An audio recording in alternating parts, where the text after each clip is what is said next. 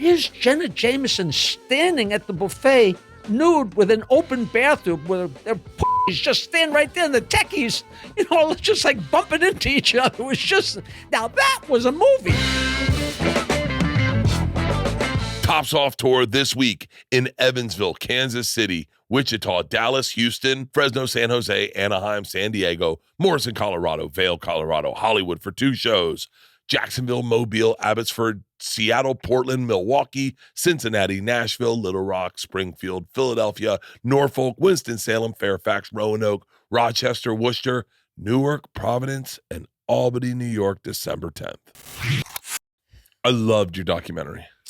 I'm so thrilled you watched it. You're not a kid. No. But I'm so much older than you. How old are you? 72? Thanks, I'll take that. I'm 75, so I'm a generation up on you. I mean, we're miles and miles and miles apart, and I have never paid attention to comedy. Never did. Never paid attention to radio. People say, who's your favorite new comedian? I still say Chris Rock. That sounds crazy. But when did that stop? Because you were dialed in for a period of time with Rodney and Sam. Oh, yeah, but that, in the early 80s, I started really late. I started comedy when I was 31. So wow. I should be, when I talk about peers or so-called peers, you're not really peers of Jerry Seinfeld, but if you start at the same time, you know what I mean? Yeah. But so much older, like when we were fooling around at the clubs in 1978, before we started actual comedy on Long Island, like I was 30, but Eddie Murphy was 16, but we're all in the same room, and just the time is such a mother. I remember almost everything about the first year or two of doing stand-up. Really? And so much of it from then on is a blur. I mean, just because you're so impressionable and you remember every bad show. I mean, I got a podcast too called Stand Up Memories, and me and my friend Peter Bales started at the comic strip in 79. So he was, Carol Leifer and Seinfeld and Paul Reiser, Larry Miller, Dennis Wolfberg, all those characters. Yeah. And he dragged me in there and got me involved. And we did 2, you call them seasons on podcasts, but it's ridiculous because you stop and start when you want, just like cable shows. Yeah. But we did 2 seasons before we had a guest because we couldn't shut up. Just talking about all the crap we've been talking about our whole lives. We had 4 decades to go through. Yeah. And it's so funny how most of the stories were about, I remember what happened in 1980, I'm all my memories from comedy, for real, are when I started, and I think you were still on, I think I started in 97. When did you leave Stern? 2001. Yeah, you were still on Stern. I started in 97, 98. And that was when Opie and Anthony were still in New York. They had a huge beef with Stern. That was like permeating the clubs. Jim Norton, Bobby Kelly, Pete Corielli, Jim Brewer, Greg Giraldo, Dave Attell, Mitch Hedberg. Like I remember distinctly when I started. I remember meeting Kevin Hart outside the club. Some of my best friends to this day I met standing on the steps of the Boston Comedy Club. Now, all those people you just named, I know most of them. Of course, know of all of them. Yeah. Know most of them.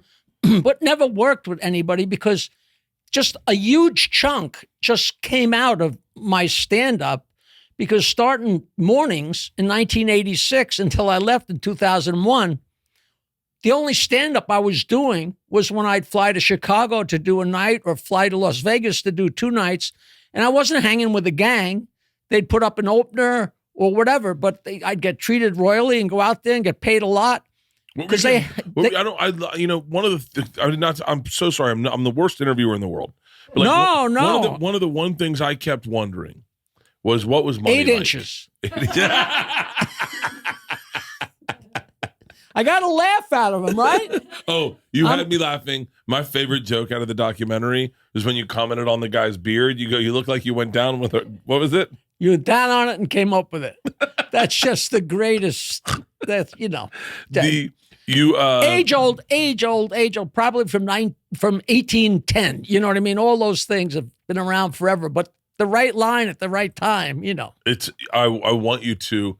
I was literally like, I wonder if I could steal him and have him come to the club with me tonight and watch my act and take the fat out. I am full of fat, literally and figuratively.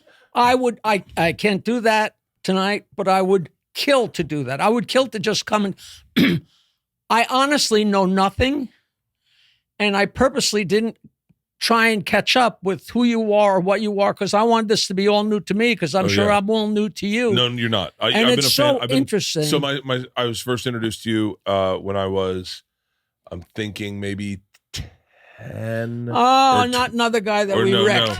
No, maybe like 15. It's when you did the dial-in Jackie the Joke. 516-922 wine is still operating. My cousin Maggie, we were in Philadelphia, and she said, "Do you want to hear a joke?" And I said, yeah. And she called up, and we all sat on the phone and listened.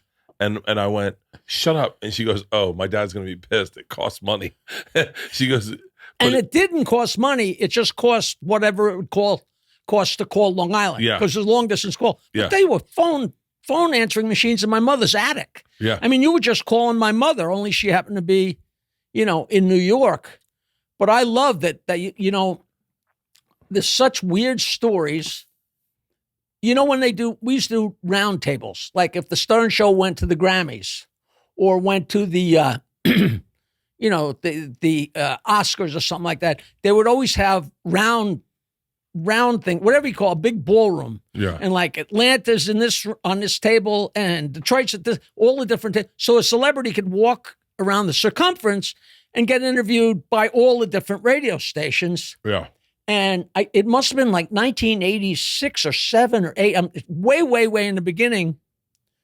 Rick Rubin, who was already pretty big, but he wasn't Rick Rubin yet. Yeah. He sat down across, and when we were on the road, I always sat, it was like me and then Howard and Robin, because I'm sitting there putting the stuff up, putting lines up for him. And Rick Rubin sat down, and the first thing he said was, "Jackie, I called 922 Wine every morning before high school in Lido Beach on the South Shore of Long Island." And I was like, that's great. I've never been able to catch up with him and verify the story. And then my stupid book, I tried so hard to get my autobiography published. And I'm telling you, you get run around and run. I don't know about you, but you hit slam and you slam the doors. Yeah. You got to forget about that and get up. You can't even. You got to surrender, and you got to have a lot of hard bark on you. I finally get this deal, and I go out with the guy who says, "We're going to sign your book." He said when he was a little kid, he was just old enough to understand the function of a phone, but he had nobody to call, because I don't know whether he was 5 years old, 4 years old, 8 years old, but his father must have had a dial-a-joke sticker. So this guy that signed me for my book deal, the first phone call he ever made in his life was the 516-922-9463. He said he didn't even know what he was listening to. He was just so excited he got to call somebody. That's so. Well, I would argue it's the beginning. I mean, this is a little deep for that, but I think thinking back, that is the beginning of the internet, the beginning of a community of people that you don't know, where you could call in and find information and get something. I remember we called all night long, my cousin Maggie, my cousin Abe, and my sister Annie and me, and we sat in our cousin Jenny's room in the third floor in Norristown, Pennsylvania, and we called all night long and just howled laughing. There's something so pure. Like, look, comedy's one thing. What I'm doing right now and what Tommy's doing and what we're doing, where we personalize it, that is one thing. But man, there is nothing better than a joke, like a street. They're two distinct things. I've never claimed to be a comedian. I've always said I'm a joke teller. You have access to every joke. And I've never, ever claimed to have written these jokes. A bunch of them I've written. Of course, I've put my share into the pile. Yeah. So I'm allowed to draw from the pile. And what's funny is that all those years, 15 years a head writer on the Stern Show, I never, ever handed him a joke. I handed him a comment. Like if you were talking to your producer, Peter, and I'm sitting here and we're having lunch together, we're all talking, only if I have something funny to say, instead of saying it, I wrote it down and you got to say it. Yeah. So it was like it was like magical. So there was never any jokes, but my act has always been jokes, because that's, I did that. It's just something I always did since I was a kid. I just like to make people laugh. I don't know whether that makes me a nice guy or have such a gigantic hole in my soul that I'm trying to fill up. I connect very, very tightly with it. Is that I just, I have a lot of similarities in you in that I love a party. I love to have people over. You used to have these big 4th of July parties for the Stern, for the whole everyone. You invited everyone, Whack Packers and the crew and the staff, and so I really connect with a lot of your journey. There's parts that I can't connect with, but I would have never been able to befriend Rodney Dangerfield. I would have never been able to work my way into the Howard Stern show. Like, you just have an ability to seamlessly market yourself. But I didn't work my way into those things. You just kind of stepped into them. You were at the right place at the right time. I wrote to Rodney blind. Really? What happened? I don't know how much is described in the documentary. It's in my book. Yeah. So I'm not a comedian yet. I don't know about you, but you drop a pin in the course of your life. And I dropped my pin in January 1979. Was the first time I got paid to tell jokes and play the guitar, as opposed to playing the guitar and telling jokes. Okay, there's a little place called the Rainy Night House in Queens. It's a little bit of a Billy Connolly thing. Is that right? But Billy Connolly, the Irish comedian, was, I think, a musician first, but his jokes were so much better than his music. Right, so many guys. Which is parallel to you. Well, in the 70s, me and my partner, we wrote songs and told dirty jokes, and the common thing was to ask us, do you play the songs to make up for the jokes? You just tell the jokes to make up for the songs, which is still funny. And I got a great bombing story. I was playing my guitar and tell my jokes. By now my band is splintering. We're about to break up, so I'm playing gigs by myself, which is how I got to be friends with these guys, because I'd play in a bar with my amplifier and my speakers, and I'd sit there and play my guitar and tell jokes. So I had a space where I had stage time. So the guys, the Long Island guys like Richie Minervini and Rob Bartlett and Eddie Murphy and they would come to my gigs because there's an opportunity to get on stage for 5 minutes because it didn't exist anywhere. Yeah. So I was playing at this place, and it's so funny. I'm sure when you tell your bombing stories, it's like you're still there. Oh, I remember distinctly sweat dripping from my chin onto my shirt and everyone seeing it. Right. So I'm on stage, a long bar, a long room, and I'm at the end up on a little platform playing my guitar and telling my jokes. And it's Christmas week. It's like the 22nd and 23rd of December. There's like 2 couples in the place, and it's so sad, unbelievable. And there's 4 people in there, and I'm up there, of course, playing my songs and telling my jokes and playing my songs and telling my jokes. And the goddamn Scottish bartender, and of course I hit him back with the perfect straight line. He goes, "Jack, they want you outside." And I said, "Who?" He said, "Everybody." I could still hear that son of a bitch saying it.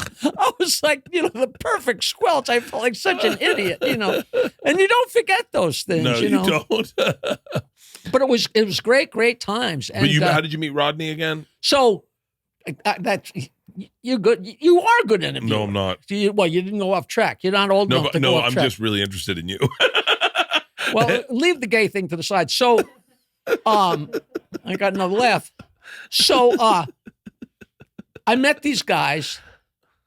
I don't know. I run the risk of always being too chatty, but I don't care. You're so comfortable. Yeah.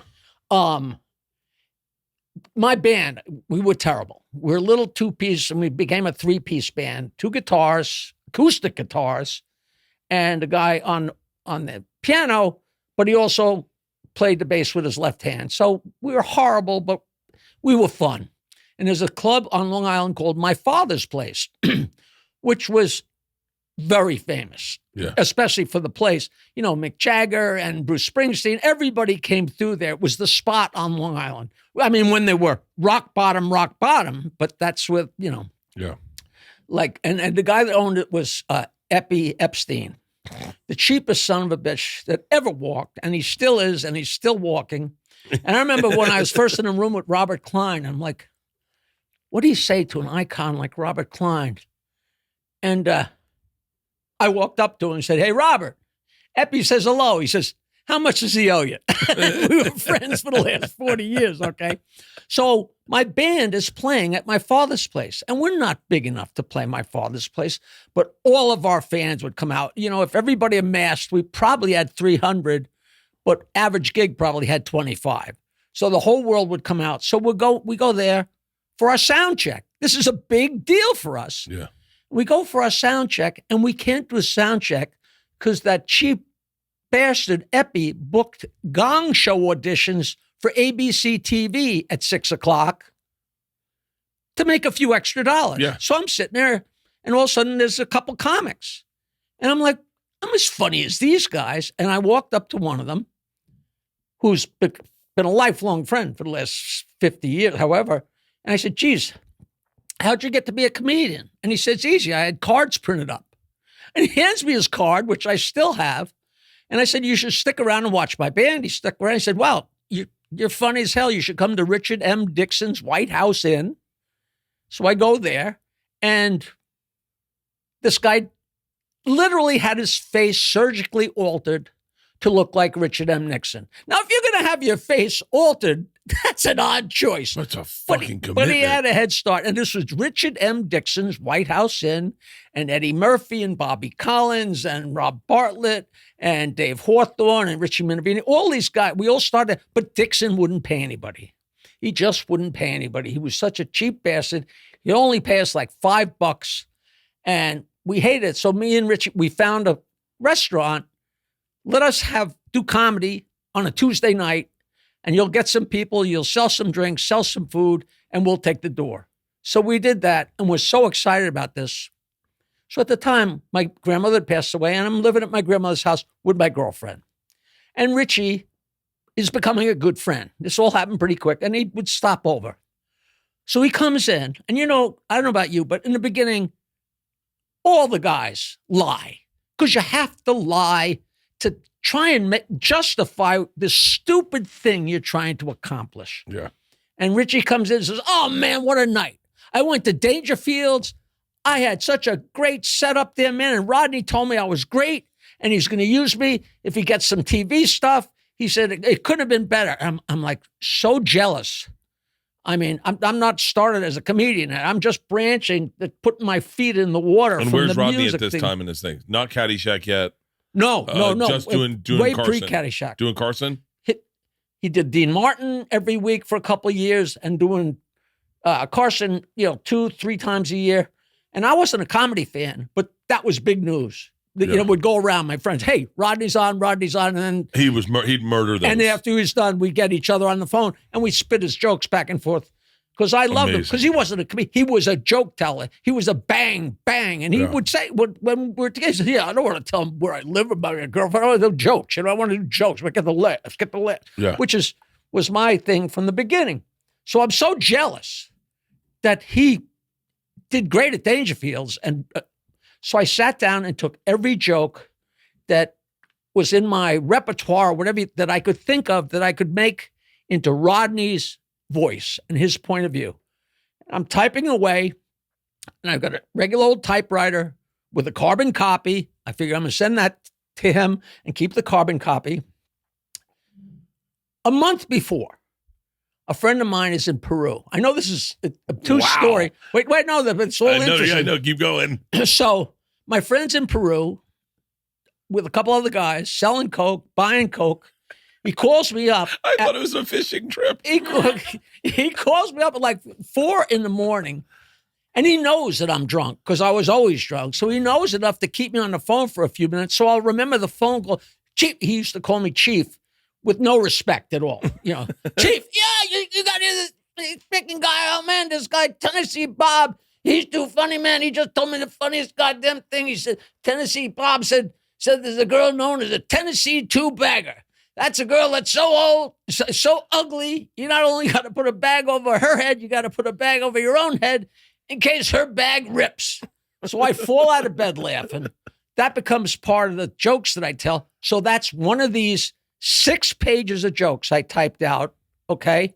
And I take the 6 pages, fold them up, put them in an envelope, and wrote Rodney Dangerfield. And the next time Richie stops in a couple days later, I say, hey, please, you got to give these to your friend Rodney Dangerfield. And he goes, oh, man. He says, I didn't meet Rodney. He says, I didn't get on stage. He said, but I was there. I was I swear to you, Bert, he reached his pocket and took out the matchbook with Rodney, 1118 First Avenue. What am I going to do? I already typed it out. It's already there. Already says Rodney Dangerfield. I just wrote underneath. I wrote the address and mailed it. Why not? Yeah. 2 days later, I swear on my mother, I'm sitting in my grandmother's kitchen with my girlfriend who's living there with me. Nobody has this phone number. Everybody she ever met is dead too. And the phone rings. So where's the phone? Hello? He says, who is this? It's Rodney. I said, Rodney who? Oh, I knew you were fucking funny. I knew you were funny. And Lois like, who is that? I said, it's Rodney Dangerfield. No, who is it? Richie? It's Rodney Dangerfield. Yeah. Here's some funny stuff. Here's 2-bagger, funniest joke I ever heard. Yeah, come to Westbury. I'm going to buy a couple of these, blah, blah, blah.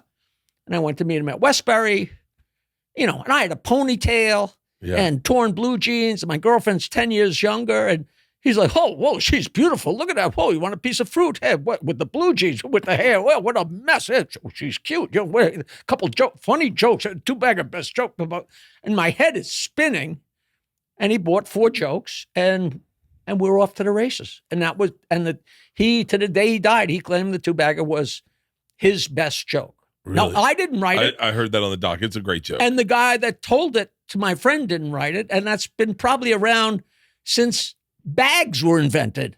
But the right joke in the right place. And he was just, but I didn't get introduced and meet him over dinner. It was just like, he saw a great joke.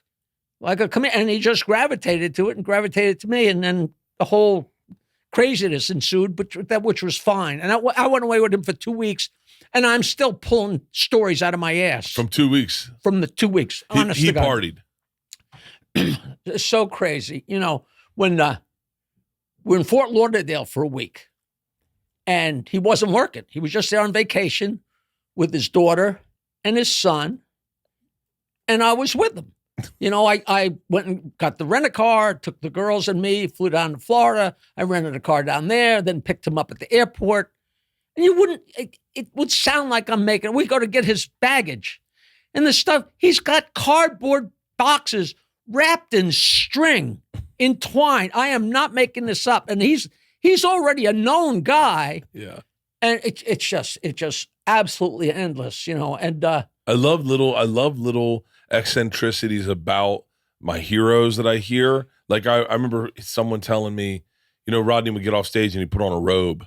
And he said they're naked in a robe in between shows. The blue robe. The classic ratty blue robe. There's not a comic in New York that didn't see the ratty blue robe and his huge hanging sack. That's how he answered the door. Yeah. You couldn't even make that up. And, so we're in Fort Lauderdale. And I set up he brought a toaster oven. And the 2 cardboard boxes were a toaster oven. And the other one was just a big salad bowl. And he'd have them fill it with lettuce and whatever. And he would eat like, it's so funny. My nephew said I eat like a monster. And Rodney ate like a monster, just shoveling it in. Really? So I set up his thing. I took a couple of those little tables and put them on top of each other so he could easily access the toaster oven. Oh, that's not bad, So when we got to Las Vegas, he said, "You're going to set up the thing?" I said, "Yeah, well, give me a couple toots," and and he lays out the Coke, and boom, we got. It was just, it was already set in stone, but it was only the second time, and that was the last time it ever happened. What was it? What was the partying like? Was it like get up, go to breakfast, have a drink? Was it no? He didn't drink during the day. He used to say, oh, "You could drink all day." I'm like, "Yeah, hell yeah," Yeah. I'm on vacation. You're the one working, And we go to the pool or. When I picked up his daughter and her friend at his apartment, and he came out and he's putting the luggage. We're putting the luggage in the trunk. He said, "Yeah, Melanie," and blah, blah, blah, blah, blah. I said, "Boss, you got to understand, I am going to laugh every time you open your mouth." Yeah. And he says, "Well, whatever you want, whatever," because it just was funny. He wasn't a funny guy. He was not a funny guy. Really? But he was delightful, and he was downtroddenly funny. But he was that guy. He was that guy, and he was, like you walk into the hotel room, black and white, nothing funny. Black and white, turn on the TV, black and white, nothing funny. But he's not being cute. Yeah. He's being serious, and it's just. But the silly little things made me nuts. Like we're with the BMR, and we're out on his veranda. I was staying in a little motel room. In motel, which was part of the BMR, and he's staying in the high rise.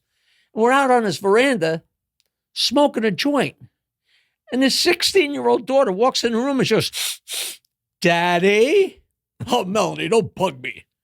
I said, "Do you understand how exactly you're supposed to be catching her smoking pot? She's catching." It was just so hysterical. But that's not jokey fun. That's just, and you knew they had played that scene 1,000 times. Yeah. So it was just phenomenal. Go on and on and on. What a great life experience to have had. I mean, and I'm certain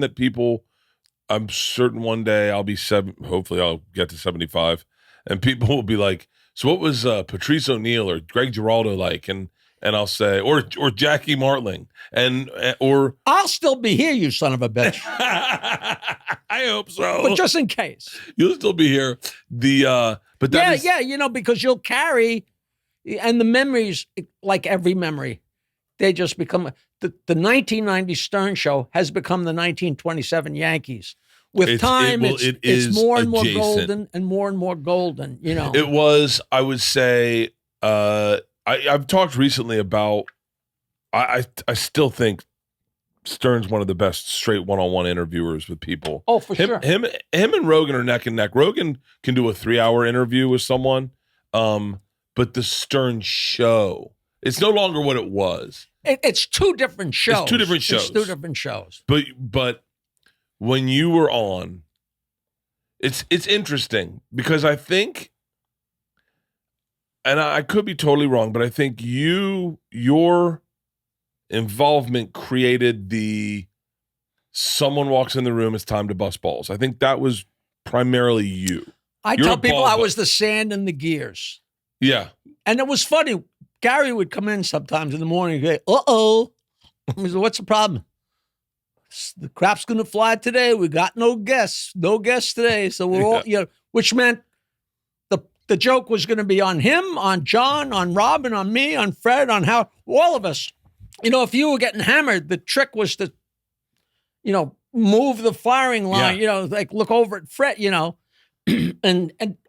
or rat each other out from the weekend. That was the best is when someone had a secret from the weekend and you'd come in with it. And they knew it. And they knew it. They know, and that's like one of the maddest Howard ever got at me. This show is sponsored by BetterHelp. Do you ever find that just as you're trying to fall asleep, your brain suddenly won't stop talking to you? By the way, I want to find the people that doesn't happen to. I want to meet the people that just go to bed like my wife, like a settler. I sit there with racing thoughts right at bed. The most inopportune moment. Turns out one great way to make these racing thoughts go away is talk them through. Therapy gives you a great place to do that so you can get out of your negative thought cycle and find some mental and possibly even emotional peace. I've been doing this for a long time. I've been in therapy for a very long time, and I love that these things that would have kept me up before now are things I highlight, I send in a text to my therapist, And I then go, that's what we'll talk about next week. And by the way, you're normal. You're normal. And therapy is very normal. I do online therapy. I've only done online therapy. If you're thinking of starting therapy, give BetterHelp a try. It's entirely online, designed to be convenient, flexible, and suited to your schedule. Just fill out a brief questionnaire to get matched with a licensed therapist, and you can switch therapists at any time for no additional charge. Get a break from your thoughts with BetterHelp. Visit BetterHelp.com/Bert today to get 10% off your first month. That's BetterHelp, HELP.com/Bert. This episode is brought to you by Helix. The Helix lineup offers 20 unique mattresses, including the award-winning Luxe Collection, the newly released Helix Elite Collection, a mattress designed for big and tall sleepers, and even a mattress made just for kids. So how are you going to know which mattress works best for you and your body? This is how you do it.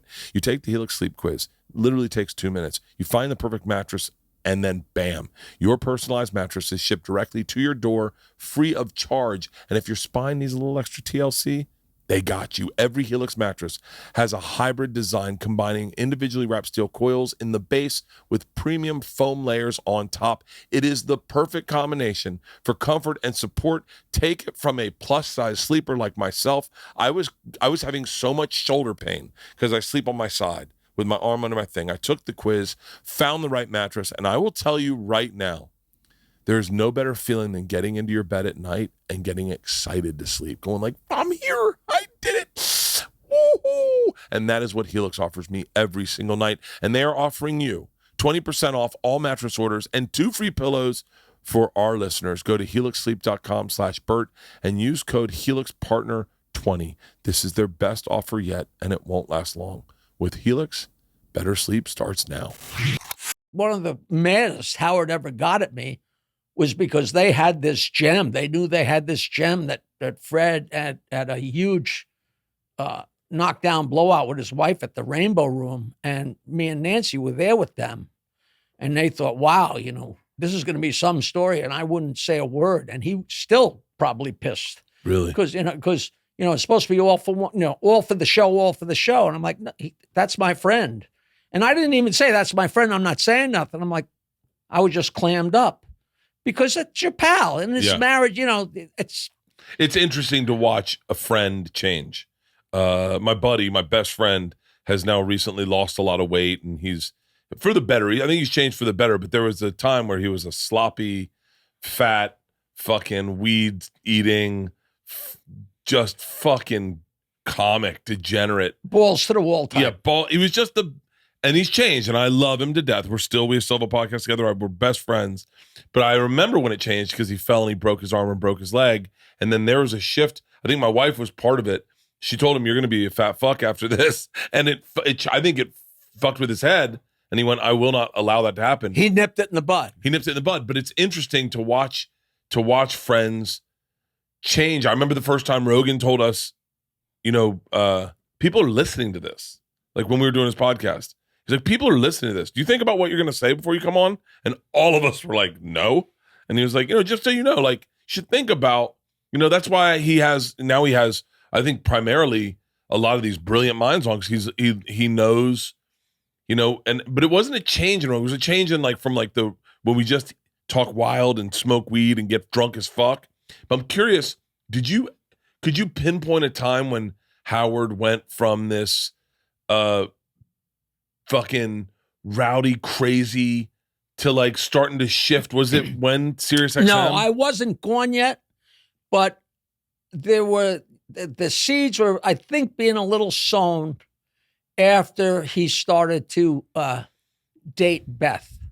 I think, but we were getting hammered. So I always say we. I apologize because I always thought it was a team effort, and I say we, but I should say he. Getting hammered so bad by the FCC that, you couldn't say, literally, you couldn't say shit, and so that altered things a little bit, and it got very, very frustrating and very crazy. But I love that because that was the challenge. That was the fun. When Sirius started, it wasn't SiriusXM yet. It was Sirius and it was XM. Right. Howard, when he moved to Sirius, that was the biggest. I wonder if there's people listening that don't even understand how big Howard was. Like how big and how definitive. Like, and I have to say, I grew up in Florida. I was not a Stern fan growing up. I wasn't an Opie and Anthony fan growing up. It wasn't until I moved to New York that I understood who he was. And I don't think I understood the effect he had on radio in general until I started listening to Opie and Anthony. And then I realized, oh, and then the best would be you had this huge catalog of Howard, because I had Sirius and I had XM. And so what a huge effect he had on media in general, because I think maybe you said it or someone said it, but like all of a sudden, radio program program directors around the country started going, "You do the Stern thing." That was Billy West. Billy West said that. But he was just saying what we, Billy, one of the funniest things Billy said is Hollywood is a town full of people where if lightning strikes, they all run to that spot waiting for lightning to strike again, which is just tells the story, the story of sequels. Billy West is underrepresented in the Stern history, I feel. I don't listen and I don't follow, so I don't know anything, but people complain to me all the time that there's less and less Billy and less Jackie and less this, that, and I could go on and on. But when I talk about any of it, to so many people, it comes across, when you sit there and tell the truth, people are like, oh, you're just bitter. It's not bitter if you're telling the truth. You could read my book and say, he's bitter. I'm not making anything up. I got no axe to grind, and there's nothing mean. But if you just say what happened, and the little instances of things that happen, would the average person be like, now what's the big deal about that? But everything that happens is it's something that happens again and again and again. So if you're seeing it once, if you catch somebody stealing money out of your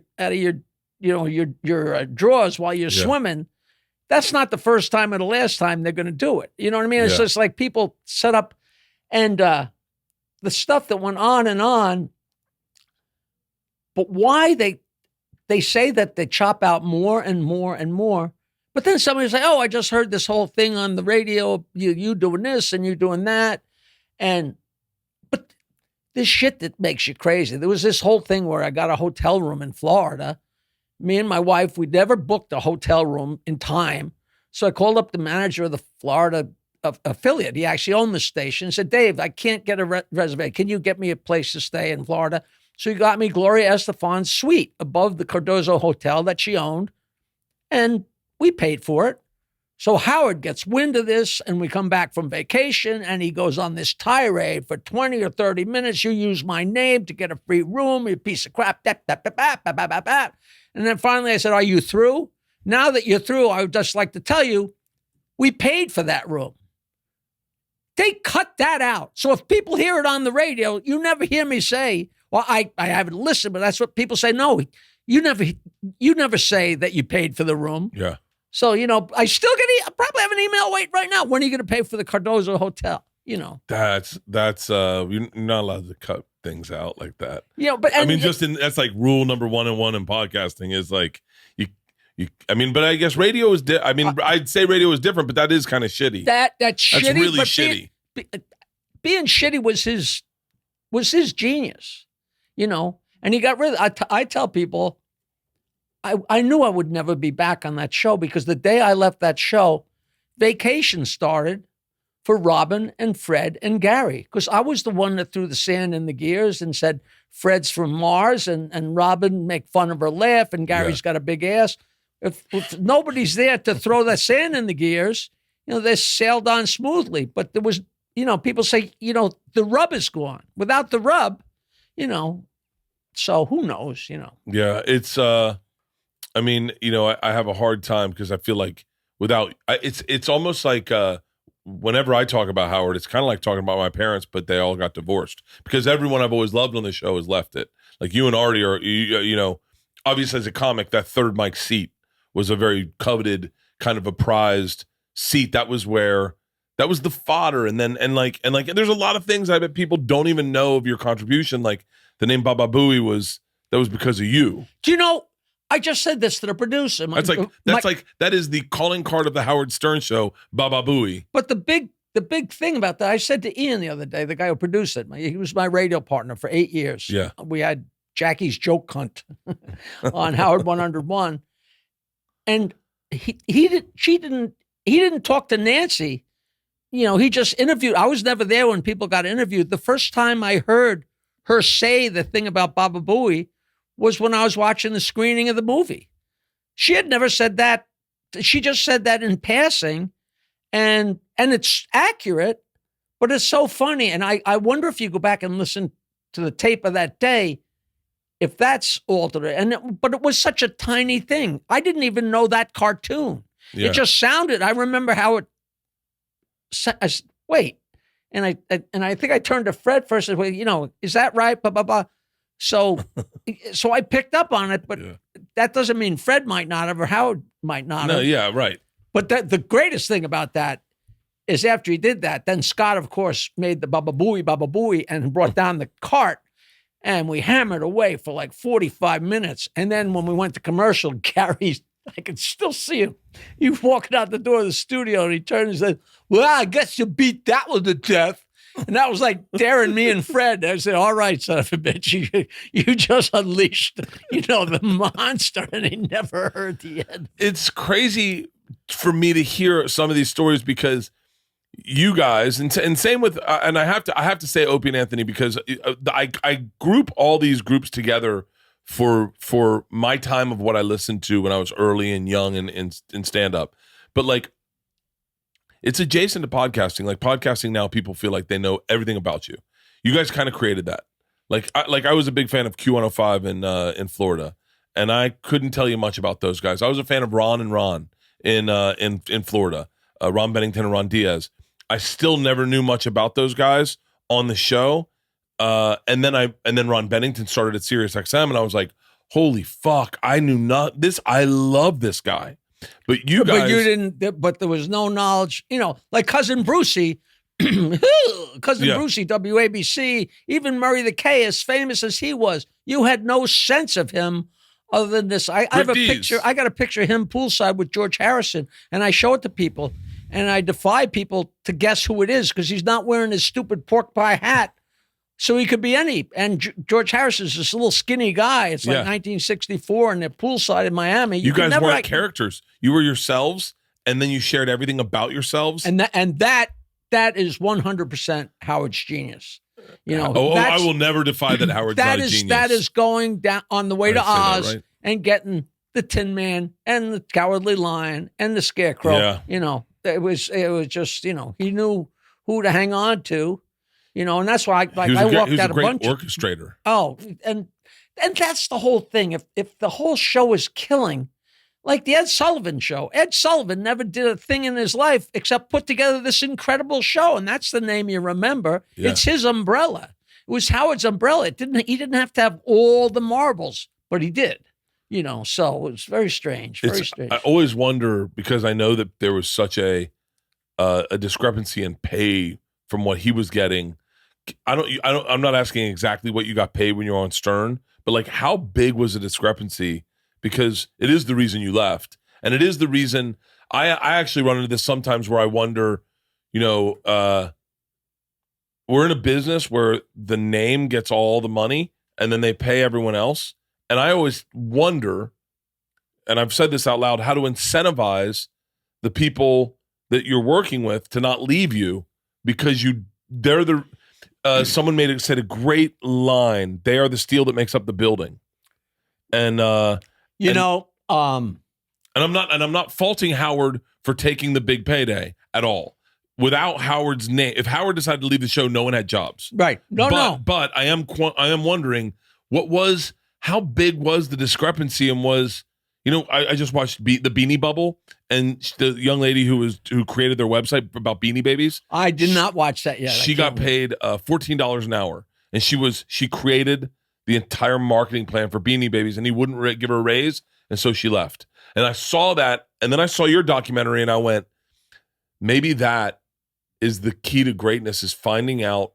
You hear about Tom Brady saying, "I'm going to take a pay cut so we can get the best offensive linemen, or these big athletes. I'm going to take a pay drop so we can make sure we have the best team on the field. You know, they did the season finale of Blue Bloods. They shot a real lot of it at my house a couple months ago. And they're doing another season. I think they did, I don't watch TV. I think they did 12 seasons, and now they're going to do a 13th season. And all of them took pay cuts so they could do another season. And this is before the strike and everything, so I don't know what's going on.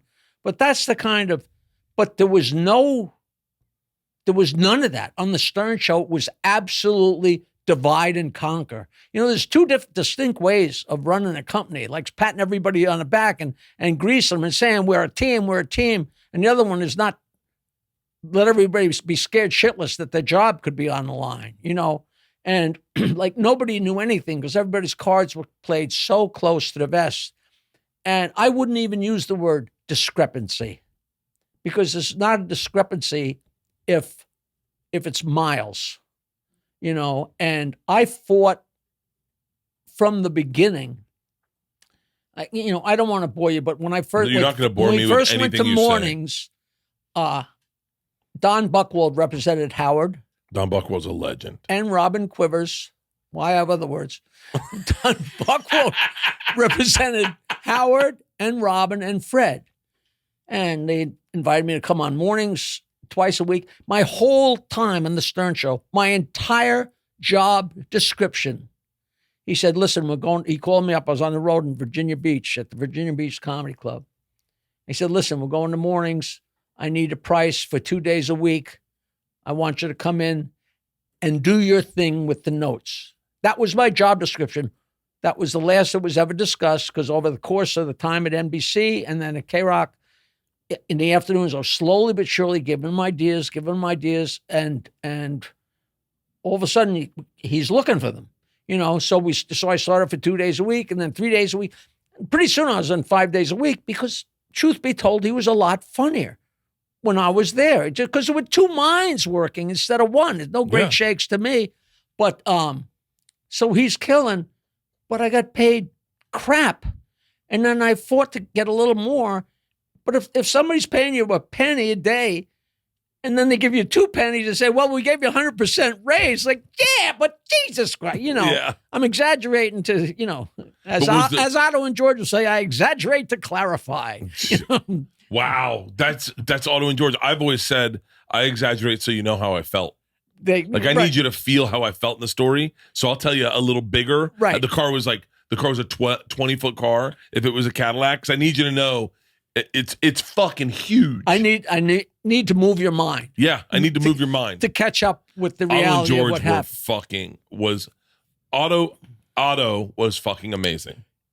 Me and Otto were the people in the late 1979 and 80, 81. We were the guys that couldn't get booked because we were too filthy. And we'd get booked a lot. And I booked a lot of shows, and I would book him. And I finally said, Otto, I can't use you anymore, because you can't, you know, if you can't come 1 out of 3 times, I can't have the headliner not show up. I love you to death, but I ain't booking you. I'm not going to stand there. Otto used to party. You know. But hang on real quick, not to digress from this conversation, but like, people may not know who Otto and George are. Rachel, do you know who Otto and George are? Christine, do you know? Halston, do you know? Oh, yeah. Otto and George. Can you explain Otto and the act of Otto and George? The easiest way to explain Otto and George is that George was maybe the worst ventriloquist dummy, as scary as anything in those movies. There were years that George's mouth did not work, and Otto had to reach over and work it with his hand because he's so stoned he couldn't get it to work. And George, the dummy, would yell at Otto for being too stoned or too high or too coked up. The dummy would yell at Otto, and Otto cut George's head, cut his scalp, and under the hair painted it red. And he would say, and here's an impression of November 22nd, 1963. And he would take the dummy and jerk it, and his hair would fly back, and like his head was just blown off and be all red. And it was like, I mean, that is so foul and so wrong, but so it's just descriptive of how completely over the top, didn't care. He was one of those tapes that you'd go to a friend's house and they'd go, "Have you seen Otto and George?" And you'd say no.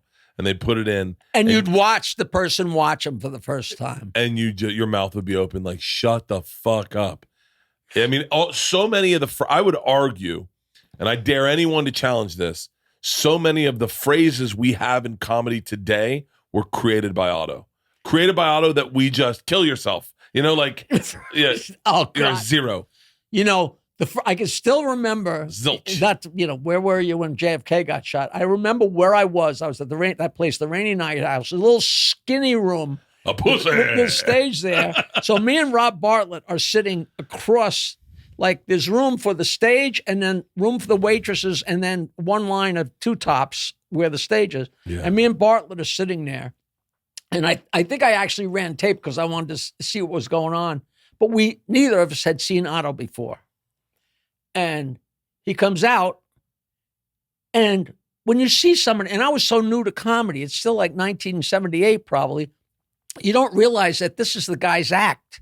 So you think they're working off the top, and he comes out, and there's an Asian girl sitting right ringside, and he puts the dummy's face right in front, I mean, nose to nose with her. "Excuse me, miss, are my shirts ready? I know you people aren't happy unless you're being chased by a fucking monster." I thought my heart was going to stop. Me and Bart were like, I can't believe I don't have, me and Bart were like, oh, the kind of laugh where you can't catch your breath. Oh, I thought I was going to die. Like, but that was his act. I thought it was off the top of his head, like Jesus Christ. Yeah, he was outrageous, but, and passed probably now 10 years, 12 years ago, I'm guessing. Yeah, it's a long, me and him were both in the movie Comedy's Dirtiest Dozen. I saw that. Hold on. I saw that. Hold on. I saw that. How did who else was in that? Tim Allen. Yeah. Chris Rock. Bill Hicks. Yes. Otto and George. Yes. The legendary John Fox. Oh, wow. And I was 12th. Pull that up? I went on 36th because Mike Egan would go up and warm up the crowd to bring up Ben Creed, who was the MC, who would introduce the first comedian. And they filmed it with 7-minute film canisters. So after each comedian, they had to change film canisters. So Egan introduced Creed introduced comedian number 1, and we did 7 minutes. They'd redo the cameras. Egan would introduce Creed. He'd introduce. So I went on 36th at 3:00 in the morning. Can you watch that online?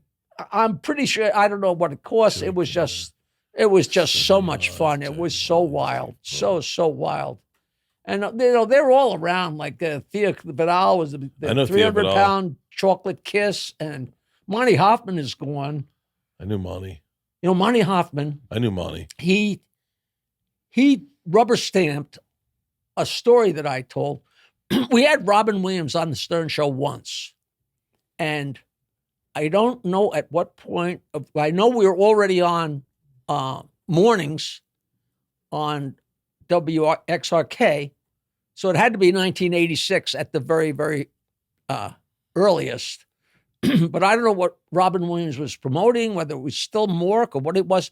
But he came on the show, and I swear he smelled so ripe, I thought I was going to choke. And he's a really hairy guy. Yeah. You could see the hair poking out. But Fred did not remember. I said, how could you miss that? He stunk so bad. And nobody ever believed me. And then we did Comedy's Dirtiest Dozen. And I heard Monty Hoffman talking about hanging out with Robin Williams. I said, I got to ask you something. He came on the Stern Show and he reeked. Am I crazy? Monty said, no. He never, ever took a shower because he didn't want to share his Coke. And nobody could handle being around him because he smelled so bad. Now, I'll never know if Monty made that up, but at least he rubber stamped my story. But that's great. Monty was a character. They were all crazy characters. We just had, the time of a lifetime. Stephen Pearl's amazing. and Creed, they were all great. They were all great. When you look back at the Stern show, what was your fondest, like your favorite day there where you went, God damn it, nothing's ever going to beat that? I got 20 of those, Really? One day, we're sitting there, and boom, the door comes flying open at about 6:15, and in walks, I can never think of the guy's name, from Newhart. Who was Bob? The other guy? The first The Newhart dentist? show, one of his patients. He was so Bob Newhart cast. that just it wrecks the whole story that I don't know No. this, and I know the guy's name so well because it was No. Jack Riley. Jack Riley. Boom! The door opens up, and in walks Sam Kennison, Jack Riley, Pat McCormick, and Chuck McCann. Oh. And me and Fred are like, it's 6:15 in the morning, and I got the Mount Rushmore of funny behind me.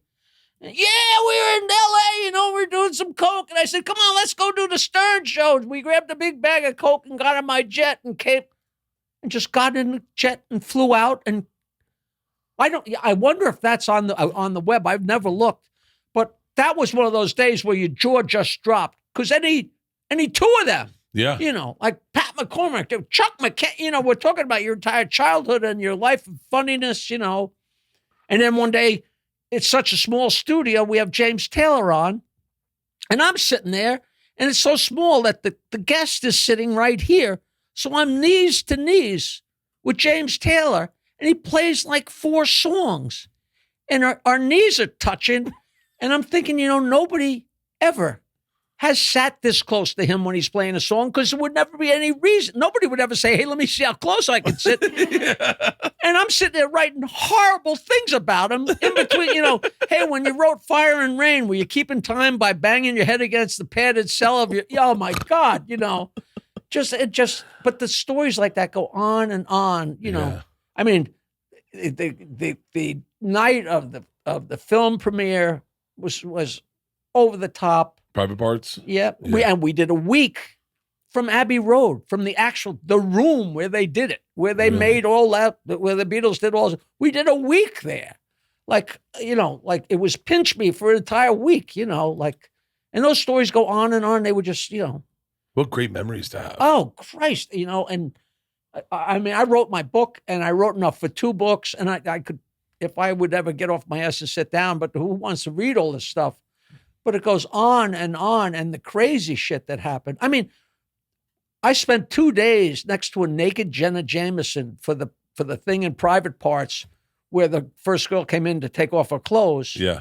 And, but the way they shot Private Parts, since it was so hard with the radio show going on, that there was no set time for shoots. So it was called French service, which means the full buffet is available to everybody at all time, the whole shoot. And here's Jenna Jameson standing at the buffet, nude, with an open bathroom, where their pussies just stand right there. And these techies, just like bumping into each other. It was just now that was a movie. The making that was one of the best movies. Just Was your road money going up exponentially during this time? Yeah, it was crazy because I'm working 5 days a week, from getting up at 4:30 and killing ourselves. And you're not a early to bed kind of guy. What? I think I got up at 4:00 in the morning twice in my entire life. Like once to go fishing and once to drive home from Saratoga with my buddy's family. That's how rare I actually remembered it. Yeah. And it was surreal. I mean, Dave Herman, who he's passed away and went through a whole pedophile thing, but he was 25 years morning guy on WNEW. By the time we got to mornings on K-Rock, he was the next, he came on 10 o'clock. And after a couple days, I'm telling you, I am bleary. And I said, Herman, you got to tell me, you did this for 25 years. At what point do you get used to it? And I could still see him. he got this maniacal smile and he said, "You never get used to it." I'm like, you couldn't lie. You didn't say give it a month. You never get, and he was absolutely right. Yeah. And so it was so horrible. And I lived on Long Island, so I'm commuting every day from beautiful Bayville. I live at the Garden Spot. And do you live in the same house you still lived in back then? No, Okay. but around the corner. Yeah. You know, I snuck up on, I lived a block from the beach and then half a block, and now I'm right on the water. But it was just so great. And I would do gigs, like local gigs.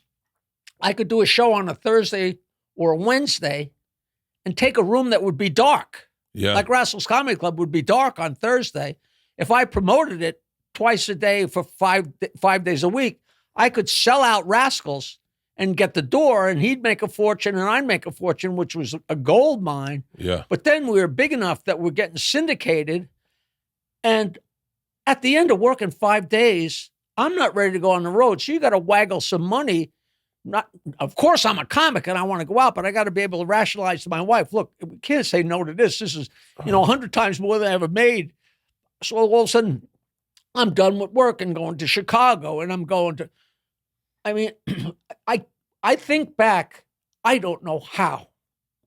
Like, for instance, I get up at 4:30 in the morning, go in and do the Stern show, and then leave to go to the airport. And in those days, there was not a direct flight to Las Vegas after 12 o'clock in the afternoon. Oh, shit. So everything went through Phoenix or America West or whatever it was. So I'm up at 4:30. I do the Stern show. I go to the airport. I fly to Phoenix, fly from there to Las Vegas.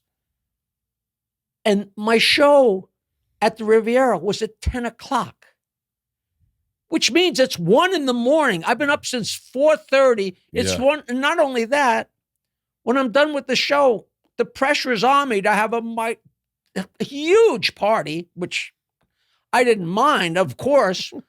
But, I'm working on steam. And the guy that booked me at the time was Steve Sharippa. Steve had a club out there. Right. Well, he had a club, but he was the entertainment director. People forget Steve Sharippa. Yeah. Bobby Steve Baganos. Before he got on The Sopranos. And I'd go out there because everybody that came to town, whether they were TV bookers, producers, movie people, whatever, he'd invite them to the Riviera and get them dinner and get them to shows that they would really just kiss ass. It's not kissing ass. It's playing the game. It's doing your job. And I come in and say, "Oh, Jackie, I'm going to be in this movie." I wound up in the cutting room. And all of a sudden, he's on The Sopranos. And I'm like, holy Christ. And I called Patricia, the secretary. I said, "I was just out there. How did he get that fat?" And she says, "No, it's a fat suit." He was wearing a fat suit, but he had such a neck like a bull that the fat suit, it looked like that's the size he was, which, good old showbiz, But the money got more and more because I didn't want to go. That's how I stumbled across Mark Cuban. All these things are so ridiculous. But the prices got better and better. How did you meet Mark Cuban? Buying tickets for your favorite event should not be stressful. Game Time is the fast and easy way to buy tickets for all the sports, music, comedy, and theater near you with killer deals on last-minute tickets and their best price guaranteed. You can stop stressing over the tickets and start getting hyped up for the fun you're going to have. That is what these events are about. Fun. Do not let this bog you down. Get exclusive flash deals on tickets for football, basketball, baseball, concerts, comedy, theater, and more. That is the funnest way to watch something, is at the last minute. We did it at a baseball game in San Francisco. Get images of your seat before you buy so you know exactly what you get, what you can expect when you arrive. Buy tickets in a matter of seconds, 2 taps, and you're set. And when I say 2 taps and you're set, you will think you bought them too fast. You will literally say that was too easy. Hold on. Wait, one time. Track our steps. Did we do that right? Isla and I bought tickets for Metallica, and we bought them through Game Time. It was last minute. It was like Thursday, concerts Friday. We got a 2-day. It was the best. We got them so fast, we literally had to pull Leanne aside and go, did we do this right? We're not the big thinkers in this family. Snag the tickets without the stress with Game Time. Download the Game Time app, create an account, and use code Bertcast for $20 off your first purchase. Terms apply. Again, create an account and redeem code Bertcast for $20 off. Download Game Time today. Last minute tickets. Lowest prices, guaranteed. Bertcast is sponsored by Manscaped, the global leaders in men's below-the-waist grooming.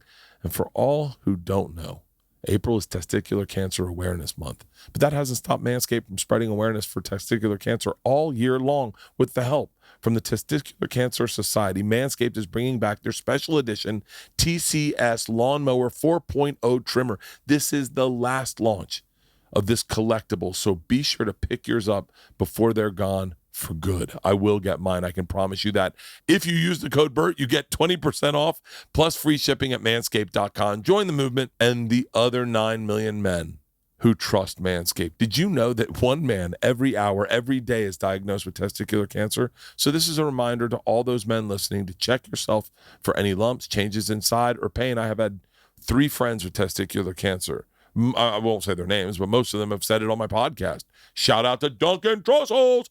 To help remind men to check themselves for testicular cancer, for a limited time, you can get their new special edition purple TCS Lawnmower 4.0 electric waterproof trimmer. This special edition trimmer is a collectible item. There are only 15,000 units in existence, so make sure to get yours today while supplies last. Once they're gone, they're gone. Dude, I trimmed up my junk the other night in the tour bus right over the toilet. The little LED light lights it up. You can see everything. I'm getting skinnier. Now I can start trimming my balls again. I freaking love it. Get 20% off plus free shipping with code BERT at manscaped.com. That's 20% off plus free shipping with code BERT at manscaped.com. Your balls will thank you. How did you meet Mark Cuban? I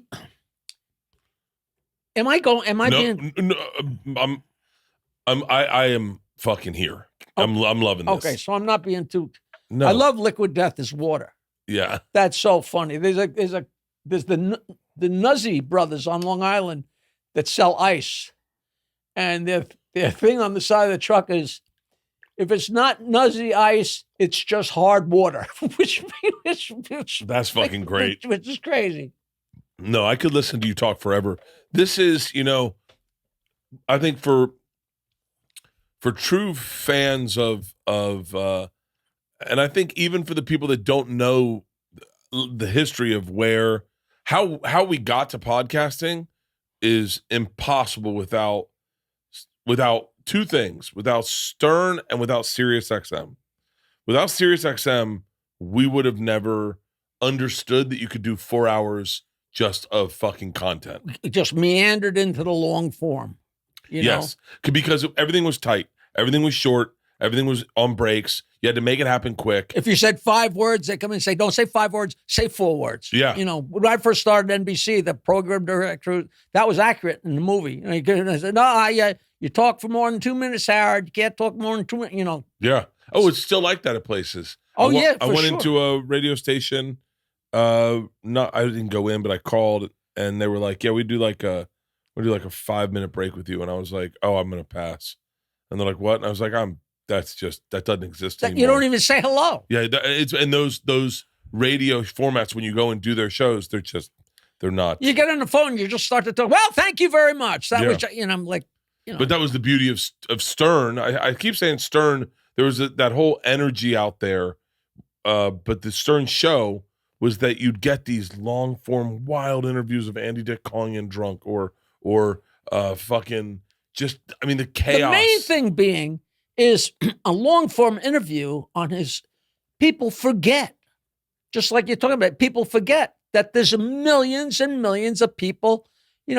Like Chevy Chase forgot that millions of people were listening, and Robert Klein forgot. Oh, a lot of people. That was the beauty of it. Was like, and I would say that was the beauty of what happened when we started doing Rogan. Is like you didn't know people were listening, and you were just talking because you to a really friend. Couldn't conceive of it. Yeah, and especially with us when we started getting syndicated, you couldn't. It was hard. If you're a comic and you think of something funny you're going to do in your act that night, like if I found a new joke, I can't wait. So that night you do it. Maybe it works. Maybe it doesn't. Maybe it works big time. And then maybe the next night you can try it again. If you're in a movie, you say something funny. You get a couple lines. With any luck, the movie comes out in a year or two, and maybe it's going to make people laugh. We're going a million miles an hour, and I'm writing something down, putting it in front of him. He's saying it, and instantly millions, not exaggerating, millions of people are laughing at the same time. So many people said, yeah, I'm on the expressway, and you see all the heads moving because they were all laughing at the same thing. That's crazy, but that's just New York. But when you do that times 50 cities, it's a little, you can't even wrap your brain around it. You can't wrap your brain around it. It's because it really is.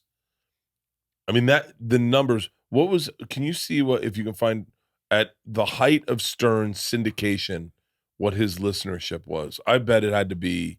It's pretty hard to gauge because every time he said it, it went up by 5 million, but it was like 55 stations, I think, at the height.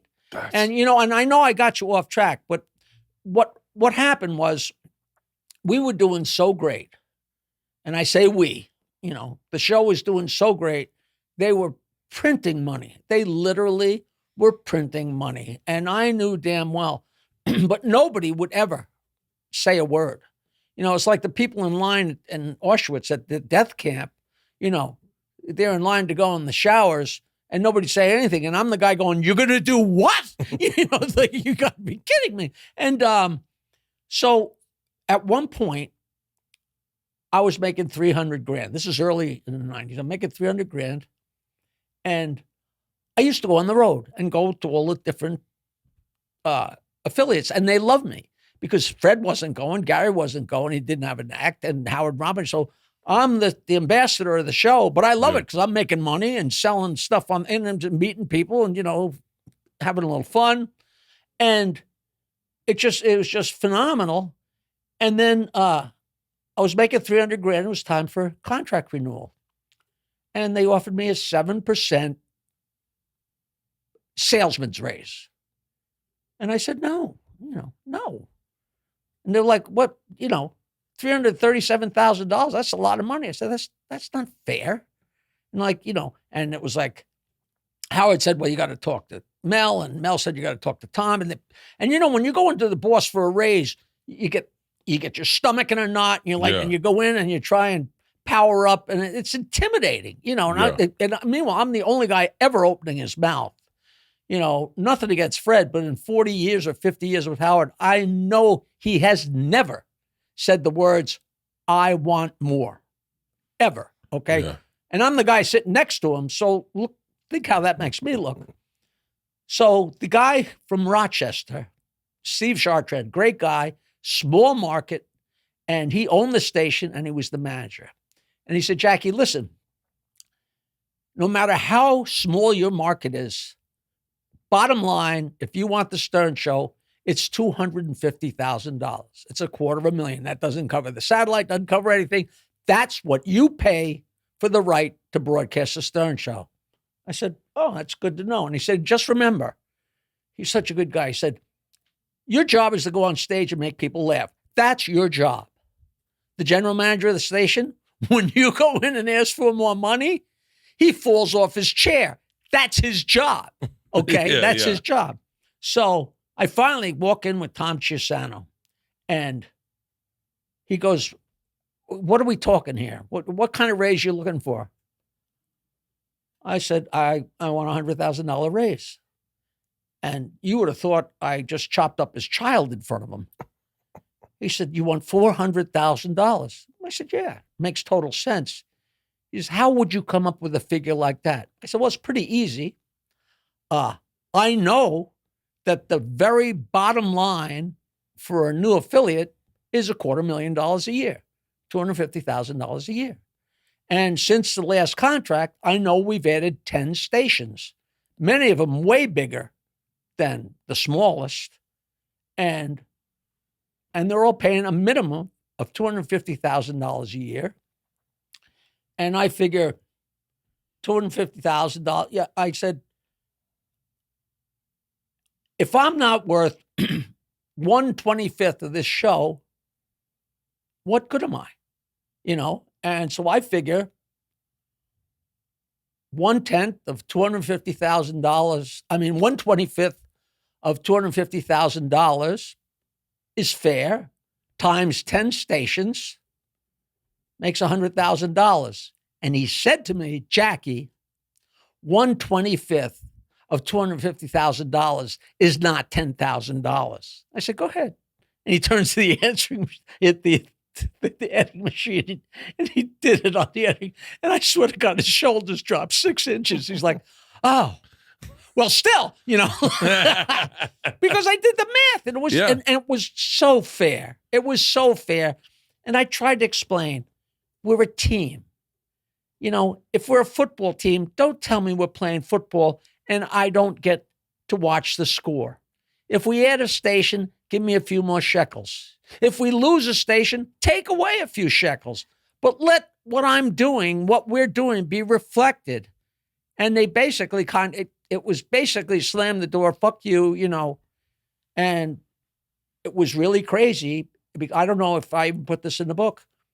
So I just walked out, and then it was a Monday, and we always argued about whether we're going to take Columbus Day off. But they went to work on Columbus Day.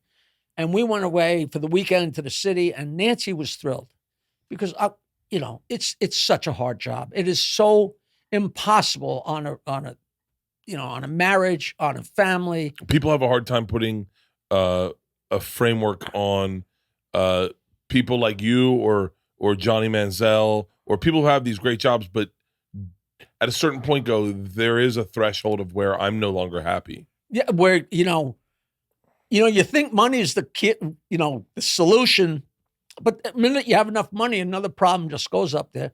But we all have our price. I always say, if somebody offers me, do you want to come to do a show in Alaska? I don't say no. I say, all right, $50,000. And if they say, okay, we'll pay it, what the hell, you bite the bullet, I would go. Not that I'm just making this up. No. 50,000 is fair for Alaska. So on Monday, we come back from the city, and there's a message on the answering machine. And no. It always sounds like I'm making stuff up as I remember it. The phone rings, and I get to the phone just as the little tape clicks on. So I got the first minute of the conversation, and we hadn't got to the meat of the conversation, which is just priceless. Because the classic old Jewish joke is, Daddy, I need $50. $40, what do you need $30 for? Right? Yeah. Which is so funny. So I answer the phone, Jack, it's Howard. What are you doing, man? I need you. You got to come in. I said, listen, Howard, we are so far apart. We're really far apart. He goes, how far? I said, listen, but we had already done a little preamble, which ate up the tape. So there's no evidence of this. I said, we're apart by $62,500. All right, well, come in tomorrow. I'll give you the $50,000. No, it's $62,500. Come in, I'll give you the $60,000. It's $62,000. All right. And for the next 2 years, every 2 weeks, I got a check from Howard's company, making up the difference between 337 and the 400, because he needed me, and that wasn't me being shitty. That's an indication I was part and parcel to the show and why we were doing so well, and people call me. He's making billions and billions of dollars, and I ask for more money. He's got the listeners all calling me cheap, which is just his brilliance. More power to him. And then that happened, and I asked for more. One of the greatest things I ever did, from the very beginning, I worked at NBC for 3 years for free, 1 day a week. But he plugged me at the end of the show. Sometimes during the show, oh, Jackie is the host. He runs Governor's Comedy Shop, blah, blah, blah, which was invaluable to me. And I'd ask comics to come on the show with me. I still have comics saying, I can't believe I didn't go on the Howard Stern show with you. Because I'd say, you want to come on Tuesday on the Stern show with me? And they'd say, what's it pay? I said, what's it pay? You got the entire tri-state area hearing you. What are you, stupid? Yeah. But you can't come, comics are stupid. Comics are stupid. So that was so great. And at some point, one of the negotiations, they wouldn't pay me what I wanted. I say, I'll tell you what, I'll take such amount of money, but I want an extra plug. And what he did, he'd always plug me at the end of the show. But sometimes the show ended at 10, but usually it was 10:30 or 10:45 or 11 o'clock. And there's a curve. At 8 o'clock, millions and millions and millions of people. At 11 o'clock, so many of those people are at their jobs. There's not many people listening. I said, I want an extra plug mid-show. And they gave that to me.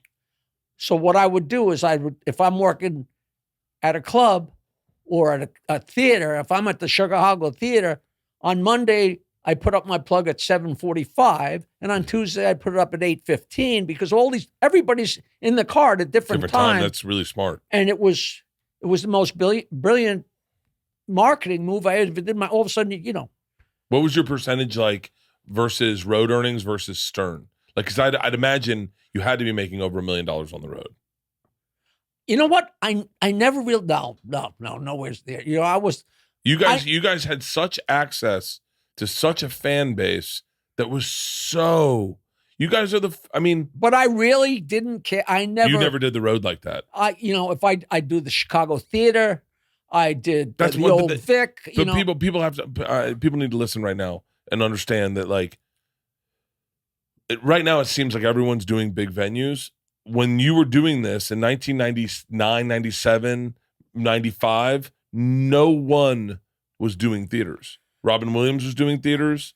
Probably Robert Klein was doing theaters. Seinfeld was probably doing theaters. Right. So I'm doing small theaters, but not making the 50,000, whatever they get paid.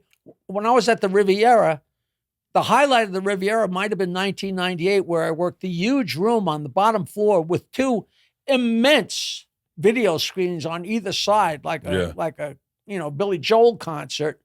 But I made 10 grand, and 10 grand Friday, 10 grand Saturday. And God knows, it was probably $45 a person. God knows. I was so thrilled to get flown, wined, and dined. And, when I worked the Chicago Theater or the State Theater in Denver, I was making what to me was crazy money, but it wasn't crazy money. It wasn't. Well, did you ever have an agent? No. I mean, I had Rory Rosegarten.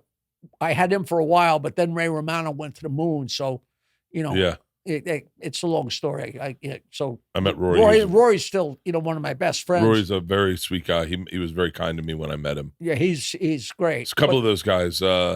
Who's the guy who, I don't know, you probably don't remember, the guy who had a big wiffle ball court? Messina, Rick Messina. Rick Messina was a very sweet guy. My first album, literally an LP, called What Did You Expect? And the front of the album is my 8th grade class picture of you flicking them and off. I'm giving the bird. Yeah. And on the back is a picture of me leaning on a bar. If that camera had a pan 3 feet to the right, Rick Messina was the bartender. Really? At this gig that we booked in Bethpage in like early 1979. It might have been 1978 because we didn't have that weekly show yet. And he became partners with the show that me and Richie started at this little restaurant, grew into the East Side Comedy Club, and Rick Messina became a partner. And I think he was one of the producers of Comedy's Dirtiest Dozen. And I think that's the point at which he became Tim Allen's manager. Yeah. And they went to the moon. Do you have you quit drinking. That must have been, but what's interesting to me is you quit the Stern show and then you quit drinking like 2 weeks later. And got a divorce like a couple, of course the internet was rife with the minute you lost your job, Nancy left you and, and all this stuff, and I was in a quandary, like you can't make an omelet without breaking eggs. I just should have been happy, but I was so overworked and so crazy, but it's so hard to turn down a gig, for that much money or here or there. And then me and Nancy were not getting along and for very personal reasons. And people like, well, you didn't really go into you and Nancy breaking up on the, in the documentary. I said, well, it's supposed to be fun. And people are enjoying the show and they know we broke up. You don't need to know more than that, and I would be glad to explain it to you. But I just, we were, for all practical purposes, kind of broken up for the last probably 3 years. Me and her were good friends for years before we started working together. Then we started working together And of course, we started fooling around. Then she moved in, then we got married. So we were like, we had come from a really great friendship. And so now she's like one of my best friends now. Me and my girlfriend double date with her and her boyfriend. She's just delightful, smart, driven. She's a wonderful girl. We had problems. But the reason we didn't get divorced, because I'm working 5 days a week, plus sometimes the TV shows, wherever they were. And I'm going away for a week. If I finally had a free weekend, the last thing I'm going to do is look for a fucking bachelor apartment so I can cook with a hot plate. I'm not going anywhere. I'm enjoying my house, Yeah. So we literally didn't have time to break up. And there was no way while I was doing the show, somebody's going to tell me you're going to work that hard all week and I'm not going to get drunk on Friday or I'm not going to get drunk after my gigs. If somebody if somebody in 2001 said, you're not going to have a drink for 22 days, I would have laughed at them like, what are you, out of your mind? Yeah. And now it's 22 years. You've been sober 22 years? Yeah, but I'm off the show. I move into a house by myself. I quit drinking. I don't have a job. And I'm getting divorced all at the same time. And they say if you do any one of those, you shouldn't alter anything else in your life because it's going to be so rocky. So it was a little touch and go crazy I was a little nutty, but being on the Stern Show probably saved my life because you couldn't get drunk. You got to get up at 4:30 in the morning. You could only drink so much, so often. And so, I was tamed. But now here I had nothing but free time. And after a couple months, I said, I cannot spend the rest of my life every day waiting for it to be 5:00. Yeah. So I can start drinking. So the only solution is to have it never be 5:00. And then I did it. No People say, help, well, if you didn't have DTs and stuff, you weren't a drunk. All right, I wasn't a drunk. I mean, what's that? Some kind of claim to fame, and people say you didn't have a problem. I'm like, well, tell my wife, tell my family. I got a friend. I think this is in my book. And it might have been in the documentary. I got a friend whose mother was an alcoholic counselor for decades. She's long retired. And she said, Jackie, I never really talked to you about your drinking problem. I said, I've never really been able to define it or put a finger on it because I never got up in the morning and had a shot of vodka. I never sat and watched the Yankee game and drank beer. And I never sat there working on my jokes and drank, And I look and she's smiling. And I was like, what are you smiling at? She said, anybody that uses the word never to describe their drinking is an alcoholic. That's what she said. And I was like, and it's so astute because I'm bragging about when I didn't drink, And so who knows? Who knows? That's pretty crazy. Fuck. Right? Yeah. It's crazy. And so meanwhile, I'm at the end of the street. Fucking use never all the time. Oh, yeah, of course. And I'm always lying. Right. I never drink on stage, and then you can find a bunch of times I'm drunk on stage. But, it's just, I used to never drink on stage, but I would have a Budweiser bottle with water. Oh, and I would lead the people into the sea like the Pied Piper, and I'd drink. And then when we started promoting Heineken, I'd have a Heineken bottle full of water. Like the first night I went on stage at Rascals, hey, and, Mark said, why didn't you warn me?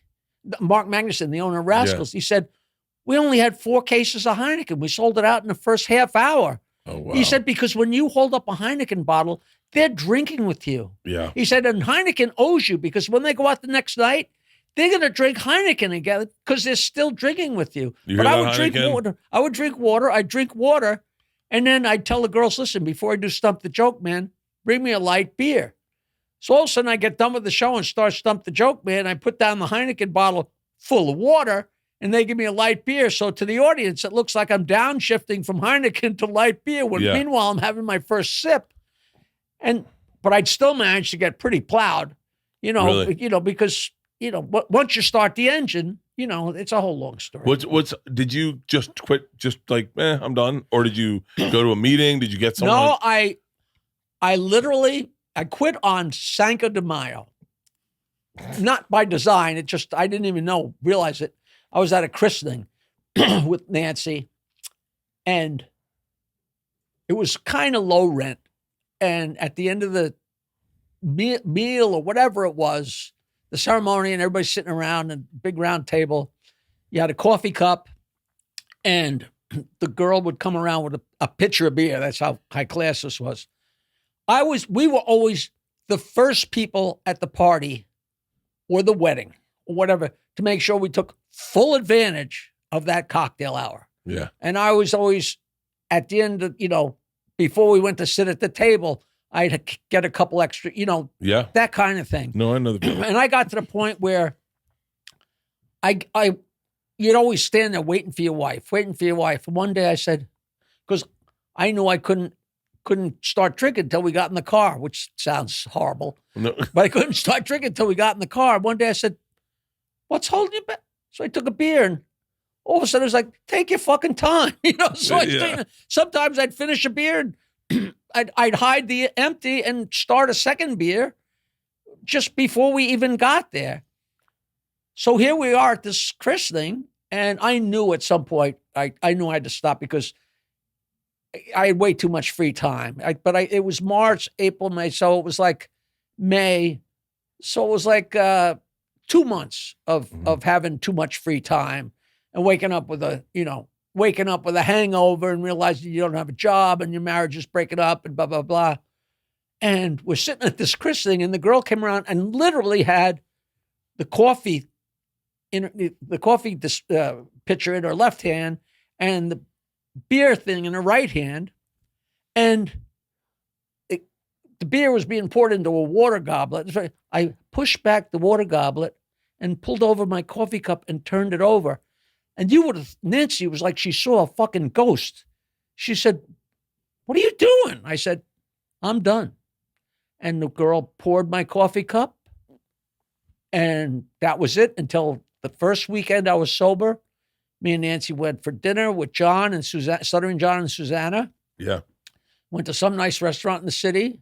I said, no, I'm not drinking. No, you're fucking drinking. What do you mean you're not drinking? You're drinking. And the only guy in my life that peer pressured me into it. Next thing I know, me and John and these two beautiful women are riding around Central Park in a handsome cab with a 6-pack in a paper bag, like it just was so wrong. And then I said, you know what? That was the only little slide I had back. And and it's been over 22 years. Smoke weed? Huh? Ever smoke weed again? Psh, please. And, of course, all the people in AA, oh, well, you're not sober. You still smoke pot. And fuck you. There's no rules. Of course I smoke pot if I feel like it. I don't smoke pot if I don't feel like it. Yeah. Sometimes I go a long time without smoking it. I've been growing it for 22 years. Most of it I just give away. You have your own rules. Yeah. And the worst thing about pot is it could loosen you up so you take a drink, but that's never happened. Yeah. And it's really weird. I mean, people that quit drinking, everybody has this story. When you first stopped drinking, I didn't go anywhere for I guess it might have been a week or 2 weeks because I feel like I can't go somewhere. If I walk into a bar, people are like, you imposter. What are you doing here? You're not drinking. Get out of here. Yeah. You don't realize that nobody gives a shit about you. You know what I noticed? I'll tell you, like someone was talking about that with me. Someone who had gotten sober and he was on tour with me, and I drink a lot. And he said, I feel so weird not drinking around you. And I said, I don't give a fuck if you drink. I don't notice if you have a drink in your hand or not. All I care about is me. Like you think I'm like, God damn it, he's not fucked up enough. This isn't going to be absolutely. I'm thinking everybody knows. So I said, you know what? And I just said, anybody could stay home and stay sober. I got to go out, and you go out to a bar, and you get a glass of tonic, and put a stirrer in it. Nobody knows you're not drinking. Nobody cares. And meanwhile, I'm standing there drinking tonic, and somebody will stand there talking to me for a half an hour and not even take a sip of that. And you want to say, are you going to fucking drink that or not? What the hell are you doing? Somebody's got to drink. And you realize that it just doesn't matter to anybody else. No. And that's it's as obvious as that should be. It isn't. And nobody cares. And everybody says, it's okay if I drink in front of you at dinner. Like, what do my family, my whole family, they're all crazy drinkers. We're all crazy drinkers. And, I just, you don't even, I don't even deal with it because it's not an issue. I don't think about it. My wife's the only one. Like I'm not drinking right now, and the first night I started, you mean this afternoon or? Well, who knows what happens tonight? But you mean you're taking it light? No, I'm just. I've been trying to lose weight. So my whole thing is my fucking weight. My weight has gotten so out of control, and so I'm trying to get in control of my weight. And there's no way to do that with drinking. For me, drinking opens the gate to all the fucking just destroying pizza and just like the little things. I'm weird about teetotaling. I can either follow a strict set of rules or I can just do whatever the fuck I want. It's so hard to do it halfway, Yeah. That's the problem with pot, because I smoke pot and I'm going to I said, listen, Jackie, you can smoke pot, but you can only smoke pot if you don't eat the cookies and don't eat the ice cream. And I try and make a deal with myself. And sometimes I get away with it and sometimes I don't. Sometimes I smoke some pot and say, fuck you, Jackie, I'm having a cookie. Which is, the little battles.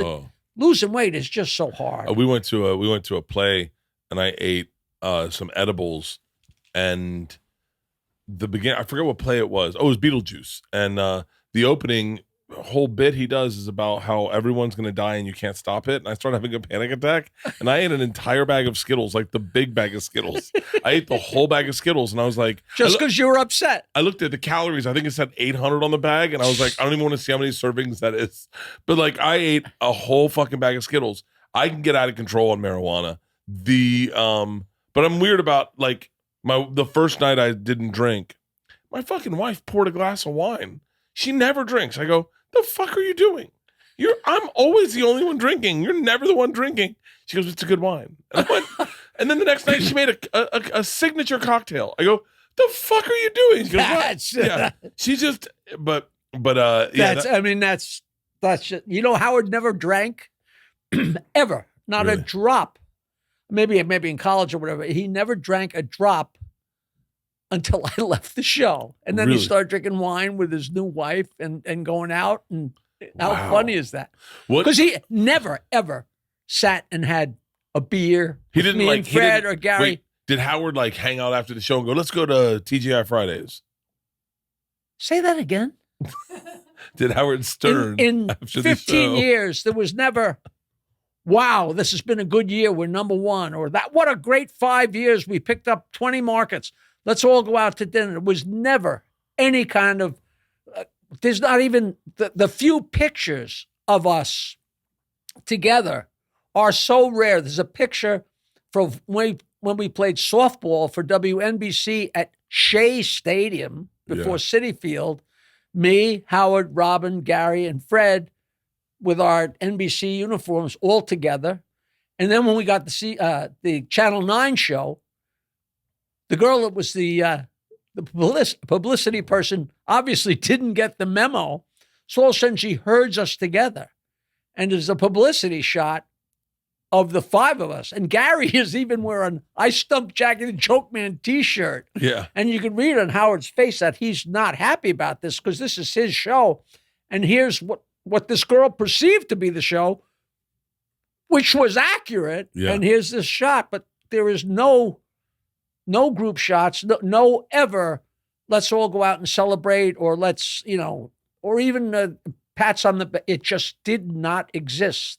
It's interesting. I wish when someone dies, their therapist could write a book about them, because I'd love to read I would love to read an honest version of Howard, because the same way they did it to Jordan, like when they had B. Jordan talk about him, and I think it's because everyone seriously couldn't give a fuck. Jordan couldn't affect them anymore.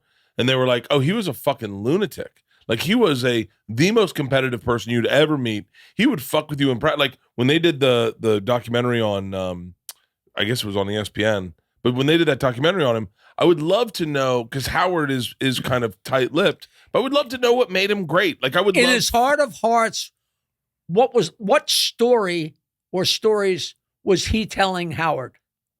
What was Howard telling Howard? Like, I don't want to give Jackie more money. I don't want to give Fred more credit. I don't want to do this. I don't want, but 99.9% of his calls were so on the money. He hated Johnny Carson. I would bet dollars to donuts. Of course he didn't hate Johnny Carson. He hated Johnny Carson because everybody else loved Johnny Carson, and that was the rub.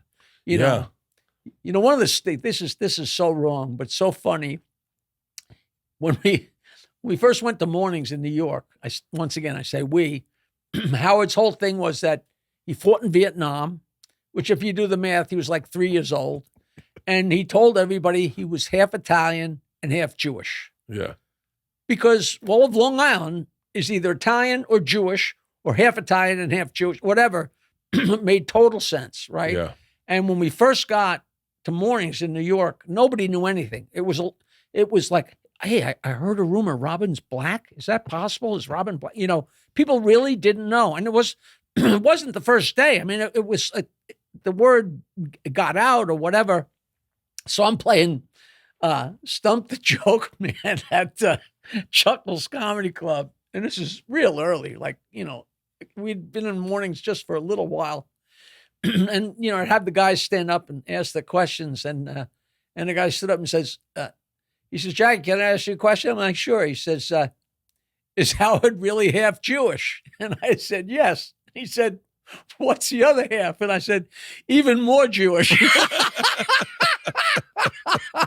Maybe my best ad lib ever, which is so wrong. Oh, God. And the place went just berserk, which is just stupid, Wait, let's wait. I want to talk to you about, I don't want to keep you too long, but I want to talk to you about. Listen, I got nowhere to go. I'm trying to keep you from drinking. So I'm going to keep talking to you to keep you out of the fucking refrigerator and the wine cellar. That's I appreciate it. Okay. What do you love about open water swimming? Like you swim and one of the big things in the doc is about how you like to get out in the water and swim. I'm a poor kid from the North Shore of Nassau County on Long Island. I never had a pool. Yeah. My whole life, from the time I can imagine being alive, my aunt lived literally a stone's throw from where I live now. Okay? Yeah. So every weekend, my entire life, my Uncle Clem and my Aunt Edith lived on Monroe Avenue, which is it's called the President. This is hysterical. The President Streets in Bayville. I never could talk about this on the air because you didn't want people to pinpoint where you were. Now I don't care, But it's called the President Streets. Monroe, Washington, Adams. I live on Quincy. There is no President Quincy. Whatever fucking idiot named the street. The President Street. So I'm on Quincy and my aunt's on Monroe. And every weekend, my aunt and my mother would take me and my cousin and my brother. And then as more kids came along, and we would spend the Saturday and Sunday on the beach. And the uncles would sit and watch the Yankees and drink beer or booze. And my great uncle Len was a huge politician who was literally the national chairman of the Republican Club. He was Eisenhower's campaign manager in 52 and 56. Wow. So he was always on Meet the Press. So here's the three uncles getting drunk, switching between the Yankees and Meet the Press and getting drunk. It was just, it's storybook, right? Yeah. So I was on that beach all the time, but that's where I always swam. We didn't have a pool, and I lived for it and always loved it. And now I'm literally 20 seconds from there, and I like swimming. It's just so relaxing. It's so great. Nothing weird about me. It's not like, oh no, I love it. I love it too. Look my wife's grew up on a lake technically. And she had a lake growing up that they used to go to every weekend. And my wife will just swim into and like I have a healthy fear of open water just because I grew up on an ocean. And so I understand limitations. I understand riptides. That's a little bit scarier. Yeah. But my wife will swim out deep as fuck and just sit there in the water and float and then swim back. And my daughters are like that too now. But it's so interesting. It's such an interesting part of you that I would have never thought. Like I just, you never think of like how people either get their exercise or get out and get active. And the fact that you swim, I just thought that was so cool. I have, sometimes I jump out of bed at 7 a.m. Sometimes I say, no, me and Barbara can have tea and toast first, sometimes a second cup of tea. And I still revel in not getting up at 4:30. To this day, I look at the clock and it says 8 o'clock, and I'm like, I'd already be working for 2 hours. Yeah. And I swim this big loop, and I just love it. And if it's raining, or if it's a little bit rough, and some mornings it's like a pond, and I got a nice outdoor shower. So you take a long swim and then a nice hot outdoor shower. I come home, like I told Ian, one thing that I'm not shamelessly plugging my documentary, Joke Man, that's available on Amazon and iTunes. But in the documentary, we spend a whole day. He comes with me in the car to do a gig in South Jersey, right near Philadelphia. And it's a long ride. We do the whole thing, and he shoots both shows, and we're together the whole day. Oh, I got a great story for you. But then we get home. When I come home from a gig in the summer or into October or starting whenever the water is reasonable, that's how I end my night. I strip naked. I put on my bathrobe. I go down, strip off my bathrobe, and go for a nice long swim. That's how I end my nights, whether I get home at 11, 12, 1, 2. Sometimes I'm coming home from Boston. I get home at 4 because you go for that swim and then take a hot shower. You sleep like a baby. I said, I hope people don't think that we stage me going for a swim at the end of the day. It looked very organic, and I understand that. I have a polar plunge, so I love cold water. So this morning I did 2 sessions I did sauna, polar plunge. But we have a polar plunge here. I love getting in a polar plunge. You have that cold? Yeah. Oh, I'll take you outside. I'll show it to you. Oh, that's, I did the 10th Street baths in New York. I've been to those. Yeah. Where they beat you with the birch branches. Beat you with the birch branches, and then you jump in the ice cold water. I mean, for years when I was going there was 2 celebrities or semi-celebrities. There was my 8x10 and John Amos. And we were the only 2 people on it. They were so like, John Amos. What a cast of I've been to that one a number of times. I love that one. That's great. And the old Jewish men, they're built like Rodney with that hanging sacks, beating each other. Yeah, I love that. And that polar plunge there is ice cold. Oh. But I love getting in a polar plunge at the end of the day and then I have an outdoor shower. I tell you, if you want to feel like a millionaire, get an outdoor shower. I tell people how to, me and Nancy went out. Fred Norris and his wife, she might not even been his wife yet. He rented a house in Amagansett. Now he's had a house out there forever. But they'd rent a house for a couple of weeks. And nobody knew that me and Nancy would go out and spend a weekend with Fred and Allison. Because then the whole time on the show be, what's Fred like? What do you do? He was my buddy. So it was hush hush.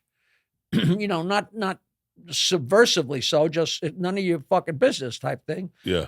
But they rented a place with an outdoor shower. And I was like, it doesn't get any better than this. I don't know why. It's a shower. What is the difference? I fucking can't shower inside anymore. I only shower outdoors. My parents came over and stayed with us for a week, and my dad said something, and I said, why don't you use my outdoor shower? Because it's off to that side where my gym is. My dad's like, I don't know about that. And I go, it's completely private. No one will see you. People think you're weird. It's so fucking easier. It's easier to shower outside. It's more enjoyable, especially at night when it's a little cold and the water warms you. It is the greatest feeling I've ever had. First outdoor shower I ever had was on our honeymoon. And I said to my wife, and it was wide open in the treetops. And I said to my wife, I'm getting an outdoor shower. Like, we will have an outdoor shower. We have an outdoor shower here too, but I'm not allowed to shower here because there's a bunch of women. But yeah, I enough said.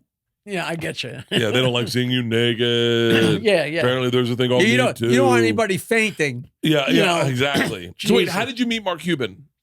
Oh, okay. We'll get to that. Let me tell you I want to tell you one story first. Sure.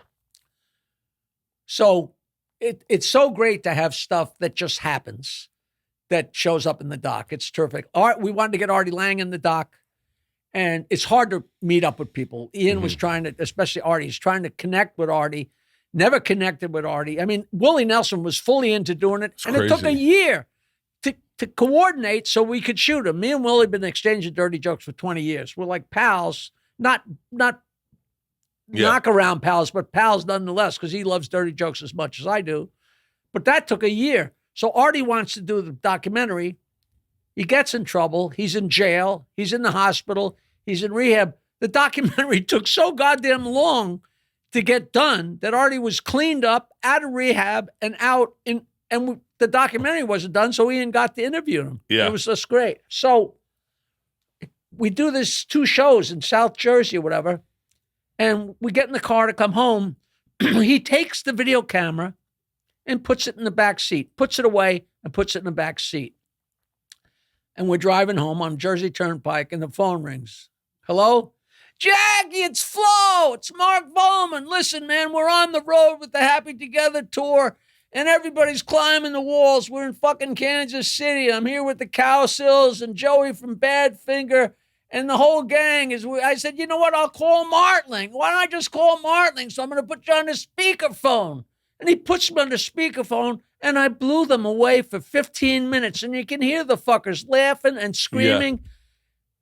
Imagine having that spontaneous, and the camera's in the fucking backseat. It's like, so you win some, you lose some, you know. Oh. So I'm working so hard that I'm going to Chicago or I'm going to Boston because they're paying me really well. Yeah. I mean, like, I forget the fact it's fun.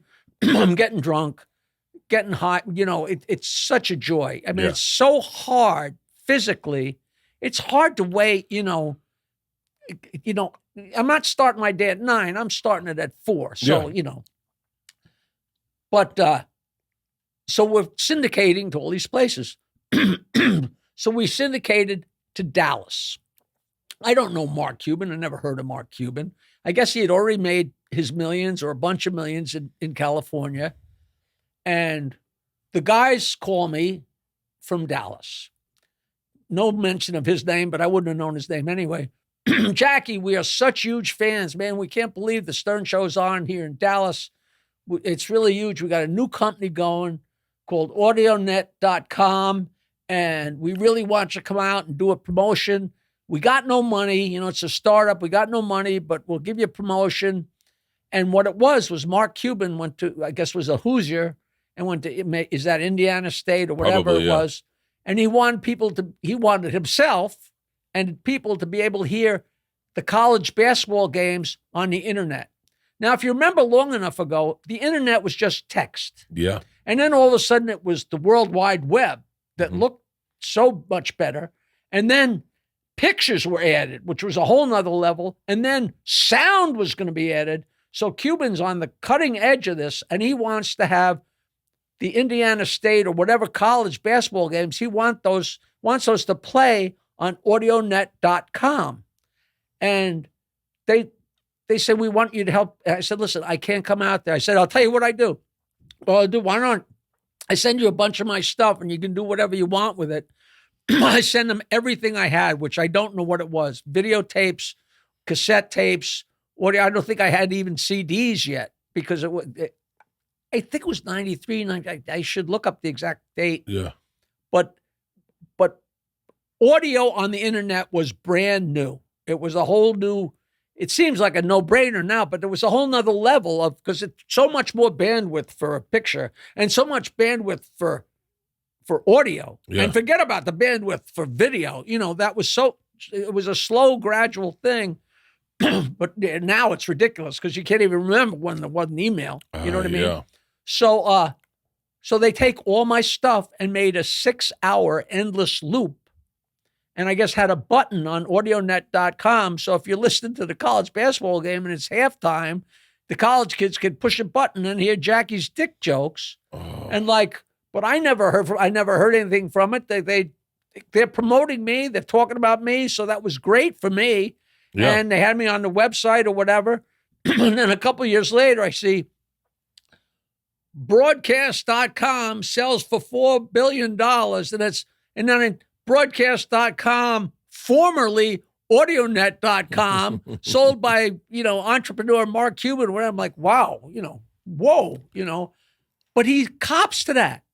And which obviously he did in the documentary. It was so funny because Howard got him on the show after I was gone.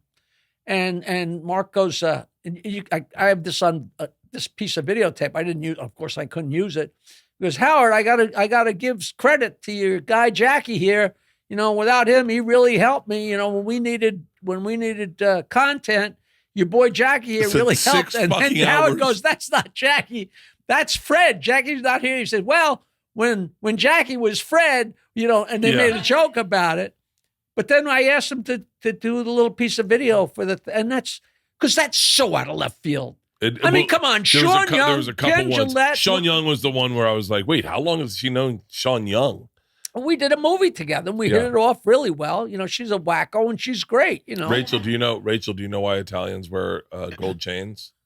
So they know where to stop shaving. This is my favorite. My favorite thing about you. Like I could deep dive the Stern Experience, the fucking Kinnison, the Rodney, all that stuff. I am so. I had no idea what to expect. I had no idea if you were going to know who I was or if you're going to say, now you're a guy that tells jokes. You really think that's fucking comedy? I didn't know. You don't know what you're stepping into. My favorite thing about you is the jokes. My favorite thing about you is the jokes. My favorite thing about you is that, I'm paraphrasing and correct me if I'm wrong, but you believe the jokes are for us. And so you believe, and that's the beauty of this show. I was like, if I don't get you to tell me some jokes to Chris, why don't you guys come over here so we can sit and Jackie will just tell us some jokes. Tell us whatever you feel like your top favorite. Well, jokes. you can't. Like who's your favorite pieces of ass in your life? You can't. My wife. Your wife. Oh God, that's a stock answer. And come on, guys, sit over here. I'll tell you one modern. So a girl goes to high school prom, and the next day she sends her mother a text. You know this? No, I'm bad at street Mom, jokes. the prom was great, but now I'm at the beach, Mom, and I'm freaking out. I got cum in my hair. So her mother sends her back a text, honey, glad the prom was great. Listen, sometimes when you're blowing a guy and he decides he wants to shoot his wad on your face and he yanks his cock out of your mouth, they can't really control where that stuff goes. Sometimes some of it goes in your hair, but it's not a big deal. Just go in the water and it'll wash right out. So she sends her mother back a text, Mom, thanks for the information, but I meant to type gum.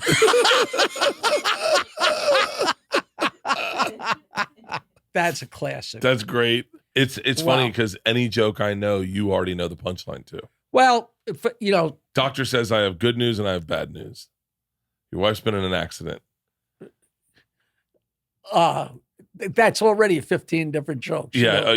The bait the trap. The bad news is you're going to have to, she's paralyzed. You're going to have to cook and clean for her and take care of her for the rest of her life.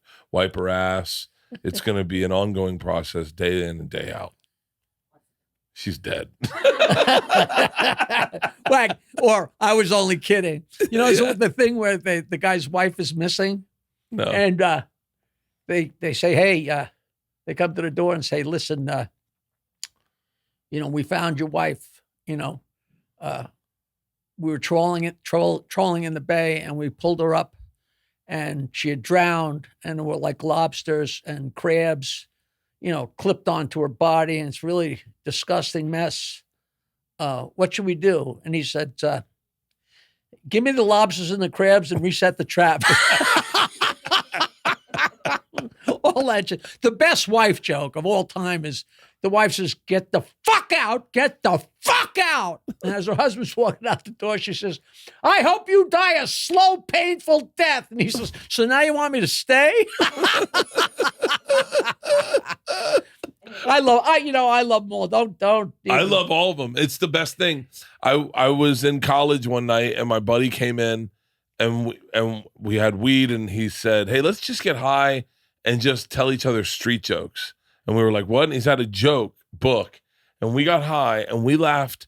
A good joke, there's something to it. It just is so, it's a pure. Treat. It's pure. The greatest compliment I ever got, I was doing a show at the a show with, there was a bunch of us at the Friars Club in the dining room, not in the, small, not tiny, but just the dining room.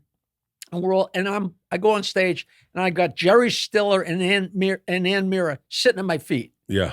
Which is intimidating. Yeah. I mean, he's beyond fucking brilliant, and he always was. And this might even been before Seinfeld, whatever.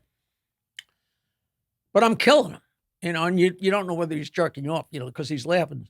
And I got done, and he said, I can't believe how much I enjoyed your act. He says, you realize your jokes, they're each like a small one-act play. There's a little premise, and there's distinct characters, and there's an ending. And I was like, I got the chills. It was like the finest, like it was a compliment. It wasn't like, hey, you were fucking funny, man. Yeah. It was really interesting, and that was very cool. You're the fucking best, Jackie. You're the fucking best. Thank you. The girl calls the doctor and says, Doc, I got diarrhea. Can I take a bath? He says, if you got enough. Keep going. I'm wearing out my welcome. All right, no. You're the best, dude. I love you. Everyone should check out your documentary. Check out your book, The Joke Man. It's the name of the documentary. It's the name of the book also, right? The name of the book is The Joke Man, Bow to Stern. You cannot just go bow to stern, because if you Google bow to stern, you get a 7th grade sailing manual. Okay. Wow. So it's The Joke Man, Bow to Stern, but the documentary is called Joke Man. And it's doing awesome. well, and I'm so awesome. thrilled. It's awesome, and everyone that listens to this podcast knows very seldomly when I get a piece of content for someone to promote, do I read it or watch it? I just kind of watch the beginning and then go, oh, okay, I got it. But I sat through and watched your entire documentary in one sitting and absolutely loved it. You're such a huge part of my journey into where I am today, with from comedy to radio to podcasting. So to sit down with you is a real honor. I love that. I mean, Artie Lang used to come with his friends to Rascals to laugh at my stupid jokes. Artie loves you, and it shows. The one thing that shows in that documentary is that everyone loves you, and I guarantee you that whatever. I think Stern does too. I wonder. He has to. What his reaction will be seeing this, because nobody talks out of school. They might be saying that I'm writing the jokes. Somebody wrote me an email and said, how funny is it that Howard spent all this money and time on psychiatrists so they could talk him into the fact that it wasn't you making him funny, which is just so unfair, but it just made me laugh, Yeah. No, I think, it doesn't sound like if I get to be where you are today, I'd be a very happy man. It seems like you have, and the one thing I left that documentary with, and this is the one thing I was dealing with to this morning. Like I do my writing every morning, and I try to have one original thought and then work on that thought. And my one word today was surrender. I don't know why. I just said, could I surrender to everything? And because I'm a little bit of a control freak, and could I surrender everything and let everything happen to me? And just smile and like my wife does, and smile and let things happen to me, and be like cool with where I am and cool with where I go, and just be like, because I used to be that guy, and now I'm this guy that's like really micromanaging. And I looked at your doc and I went, he seems like someone who's really fucking happy. Thank Hey, you so Jackie, much. thank you. Fuck yeah.